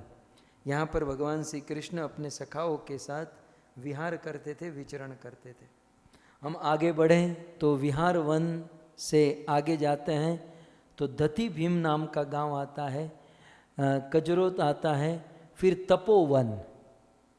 ये तपोवन है, यहाँ पर अक्षय वट है। ये अक्षय वट 5000 वर्ष पुराना वट है। 5000 वर्ष पहले से, जब भगवान श्री कृष्ण थे तब से इस वट के नीचे भगवान श्री कृष्ण अपने सखाओं के साथ कुश्ती करते थे और इस वट के नीचे भगवान श्री कृष्ण भोजन करते थे। तो बिल्कुल अक्षय वट, बहुत विशाल वट है ये। सो ये तपोवन के अंतर्गत आता है। 5000 वर्ष पुराना ये वट है। भगवान इनकी शाखाओं को पकड़कर झूला झूलते थे। भगवान श्री कृष्ण सखाओं के साथ यहाँ नीचे कुश्ती खेलते थे, यहाँ पर भोजन करते थे। और फिर ये तपोवन के अंतर्गत है। इस तपोवन में राधा गुंज बिहारी जी का दर्शन है। ये बहुत सुंदर विग्रह है। श्री श्री राधा गुंज बिहारी भगवान की जय। भगवान को गुंजा की माला पहनाई जाती है। गुंजा जानते हैं क्या होता है? गुंजा वसन परिपिच्छ लसन मुखाय। तो ये प्रारंभ जो हुई, ये गुंजा की माला पहनाना प्रारंभ हुआ, ये इस स्थान से हुआ। इसलिए यहाँ पर भगवान का नाम है राधा गुंज बिहारी। सो राधा गुंज बिहारी यहाँ पर विराजमान है। तो राधा गुंज बिहारी का दर्शन करते हुए अब हम मैप के अनुसार देखें तो राधा गुंज बिहारी हम पहुँच चुके हैं। और राधा गुंज बिहारी का दर्शन करने के बाद हमारा डेस्टिनेशन आ चुका है कात्यायनी मंदिर और चीर घाट। ये वो स्थान है जहाँ पर गोपियों ने 4-5 साल की कन्याओं ने, ये कार्तिक महीना चल रहा है ना, ये कार्तिक महीना जैसे ही समाप्त होगा तो माघशीर्ष महीना बैठेगा। तो माघशीर्ष आने वाले महीने में ही जैसे ही ये पूरा होगा, आप लोग भी कर सकते हैं। कल हम इसकी कथा विस्तार से सुनेंगे कि बिल्कुल 10-12 दिन के बाद ये व्रत शुरू होने वाला है। 1 महीने का व्रत होता है, आप लोग रखिएगा। मेरी दृष्टि में अनेक माताएं हैं जो आज भी ये व्रत रहती हैं। तो ब्रज की गोपियों ने ये व्रत रखा था। कात्यायनी मंदिर है, यहाँ पर कात्यायनी देवी की पूजा करती थी, यहीं पर यमुना के जल में स्नान करती थी और फिर 1 महीने तक लगातार गोपियों ने व्रत किया। तो इसी चीर घाट, यहीं पर चीर घाट है, यहीं पर कृष्ण ने गोपियों के वस्त्रों को चुराया। दास का ऐसा मानना है भक्तों, भगवान श्री कृष्ण की समस्त लीलाओं में सबसे गंभीर और गुह्यतम यदि कोई लीला है तो वो है चीर हरण लीला, जिसे समझना बहुत बहुत बहुत गहरी बात है। शायद मैं आपको वो सेकंड पार्ट प्रस्तुत न कर पाऊँ, लेकिन हम प्रयास करेंगे। आज का पड़ाव कात्यायनी मंदिर में है। तो हमारी ब्रज मंडल 84 कोस की जो परिक्रमा होती हैं, परिक्रमा के 22वें दिन का पड़ाव, आप ये रेड देख रहे हैं ना, ये गोल चक्कर, ये हमारा पड़ाव है। तो यहाँ पर हम सबको रुकना है। तो सभी भक्त आज की रात यहीं पर विश्राम करेंगे। बहुत सुंदर स्थान है, चीर घाट कात्यायनी मंदिर। यहीं पर गोपियों ने 1 महीने तक तपस्या की थी। किस प्रकार से तपस्या की, किस मूड में की, किस मंत्र का उच्चारण करते हुए, श्रीमद् भागवत से ये सारी कथा हम कल सुनेंगे। और फिर चीरहरण लीला सुनकर हम यहाँ से आगे 23वें दिन के यात्रा में हम आगे बढ़ेंगे। तो इस प्रकार से आज की कथा हम यहीं पर विराम करते हैं। 22वें दिन के सत्र को हम विराम करें। आप सभी भक्तों को धन्यवाद करते हुए, बड़े धैर्य से आप सब ने इस परिक्रमा में भाग लिया और बड़े धैर्य से आपने इन कथाओं का श्रवण किया। मैं समझ रहा हूँ, मैं देख भी रहा हूँ, आप सबका मन लग रहा है। जो भक्त ऑलरेडी परिक्रमा कर चुके हैं तो उनके मन में ये सारे दृश्य आते होंगे, और जिन्होंने परिक्रमा नहीं की हैं, कथा सुनकर एटलीस्ट मन में ये भावना जगेगी कि एक बार तो हमें ये परिक्रमा करनी चाहिए। तो ये जो भी भावना है इस सत्र के माध्यम से, इस कथा के माध्यम से प्राप्त होती है।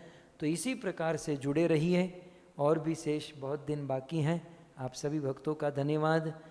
ग्रंथराज श्रीमद् भागवतम महापुराण की, ब्रज मंडल 84 कोश परिक्रमा की, जगत गुरु शिल प्रभुपाद की, निताय गौर प्रेमानंदे। जय जय श्री राधे, जय जय श्री राधे, जय जय श्री राधे श्याम। ईश्वरं सच्चिदानन्दरूपं लसत्कुण्डलं गोकुले व्रजमानम्। नमामीश्वरं सच्चिदानन्दरूपं लसत्कुण्डलं गोकुले व्रजमानम्। नमामीश्वरं सच्चिदानन्दरूपं लसत्कुण्डलं गोकुले व्रजमानम्। ईश्वरं सच्चिदानन्दरूपं लसत्कुण्डलं गोकुले व्रजमानम्। यशोदाभियोलुखलाधवमानम्,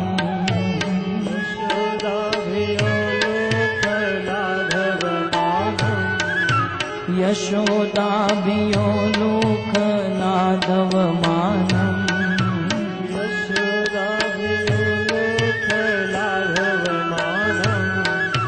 परामृष्टमत्यन्ततो धृत्यगोप्या,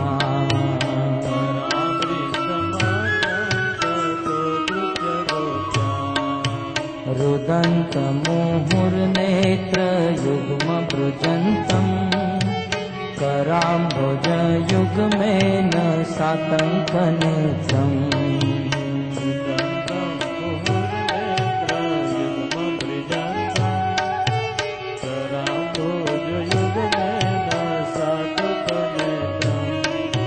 रुदन्तमुहुर्नेत्रयुग्मभृजन्तम्, कराम्भोजयुग्मेन भोज युग में न सातंक नेत्रम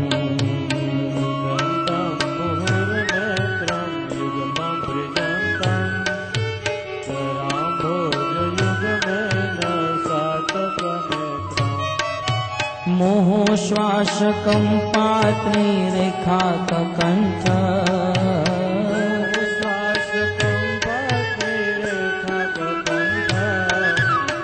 मोहोश्वासकं पात्रीरेखाककण्ठ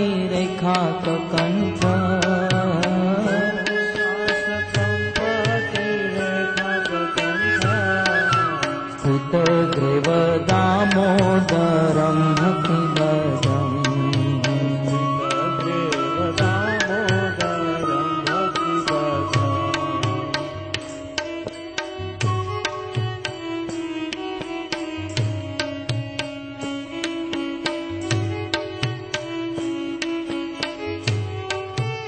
इति दीक्ष्मलीलाभिरानन्दकुण्डे स्वघोषं निमाजन्तमाख्यापयन्तम्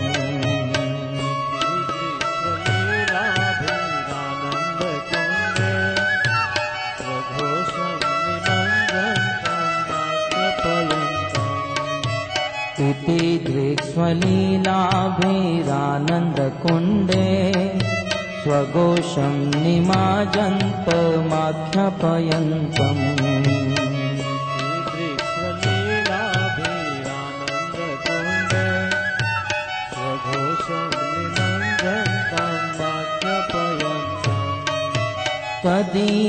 तदीयशीतागेषु भक्तजितत्वम्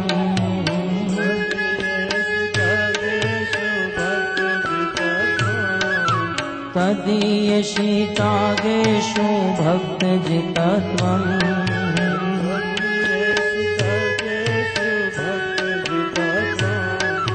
पुनः प्रेमतस्तं शतावृत्तिवन्दे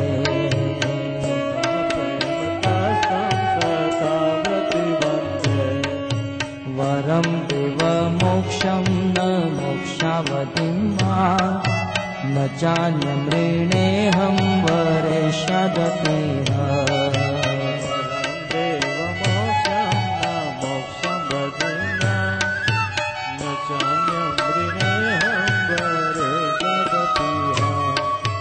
वरं देवमोक्षं न मोक्षावधिं वा न चान्यमृणेऽहं वरेष्यादपीह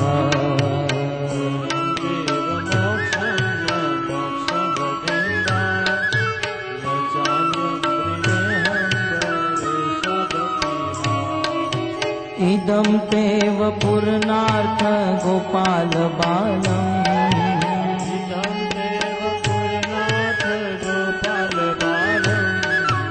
इदं तेव पूर्णार्थ गोपाल बालम्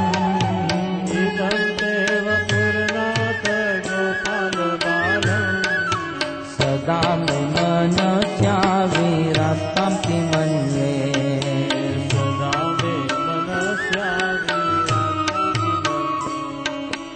इदं ते मुखाम्बोजमत्यन्तनीले घृतं कुन्तले स्निग्धरक्तशगोप्या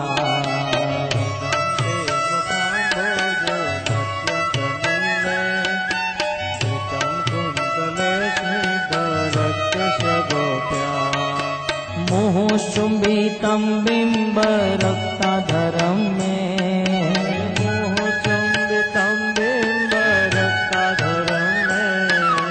मोहचुम्बितं बिम्बरक्ताधरं मे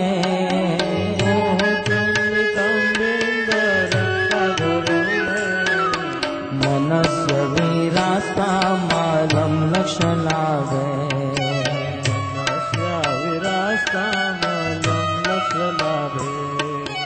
नमो देव दामोदरानन्त विष्णो प्रसीद प्रभो दुःखजलाभिमग्नम् नमो देव दामोदर अनंत विष्णु प्रसीद प्रभो दुःख जलाभिमग्नम् कृपा कृपा दृष्टि वृष्ट्याति दिनं बतानु कृपा दृष्टि दृष्ट्याति दिनं बतानु कृपा दृष्टि वृष्ट्याति दिनं बतानु कृपा दृष्टि दृष्ट्याति दिनं बतानु गृहानुष मामग्र में दक्ष दृश्य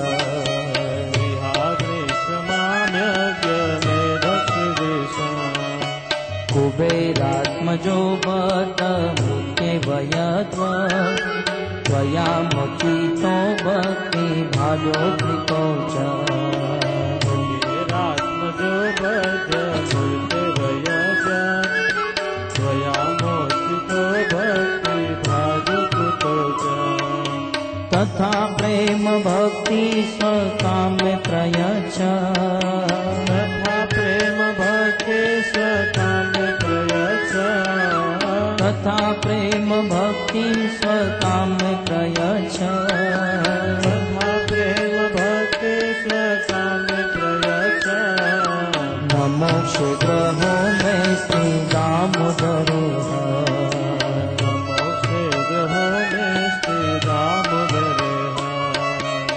मोक्ष ग्रहों में स्थित दामोदर मोक्ष ग्रहों में स्थित दामोदर नमस्ते स्तु दाम्ने स्फुरदीप्ति दाम्ने त्वदीयोदरायात् विश्वस्य दाम्ने नमस्ते स्तु दाम्ने स्फुरदीप्ति दाम्ने त्वदीयोदरायात् विश्वस्य दाम्ने नमो राधिकाये त्वदीया प्रियाये नमो राधिकाये त्वदीय प्रियाये नमो राधिकाये त्वदीया प्रियाये नमो राधिकाये त्वदीय प्रियाये नमो राधिकाये त्वदीया प्रियाये नमो राधिकाये त्वदीय प्रियाये नमो राधिकाये त्वदीया प्रियाये नमो राधिकाये त्वदीया प्रियाये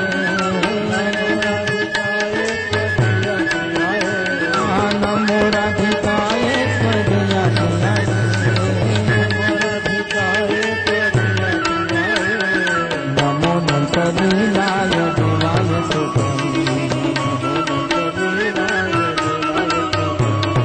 नमो नंतलीलाय देवाय सुखम् राधा दामोदर राधा दामोदर राधा दामोदर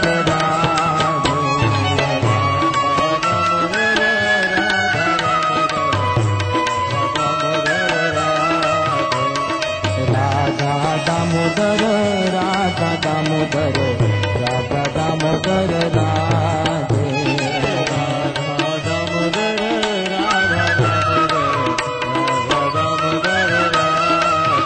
जय जय प्रभुपाद प्रभुपाद प्रभुपाद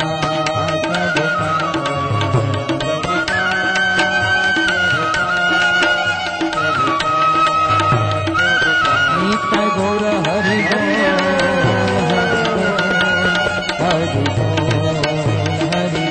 नित्य गौर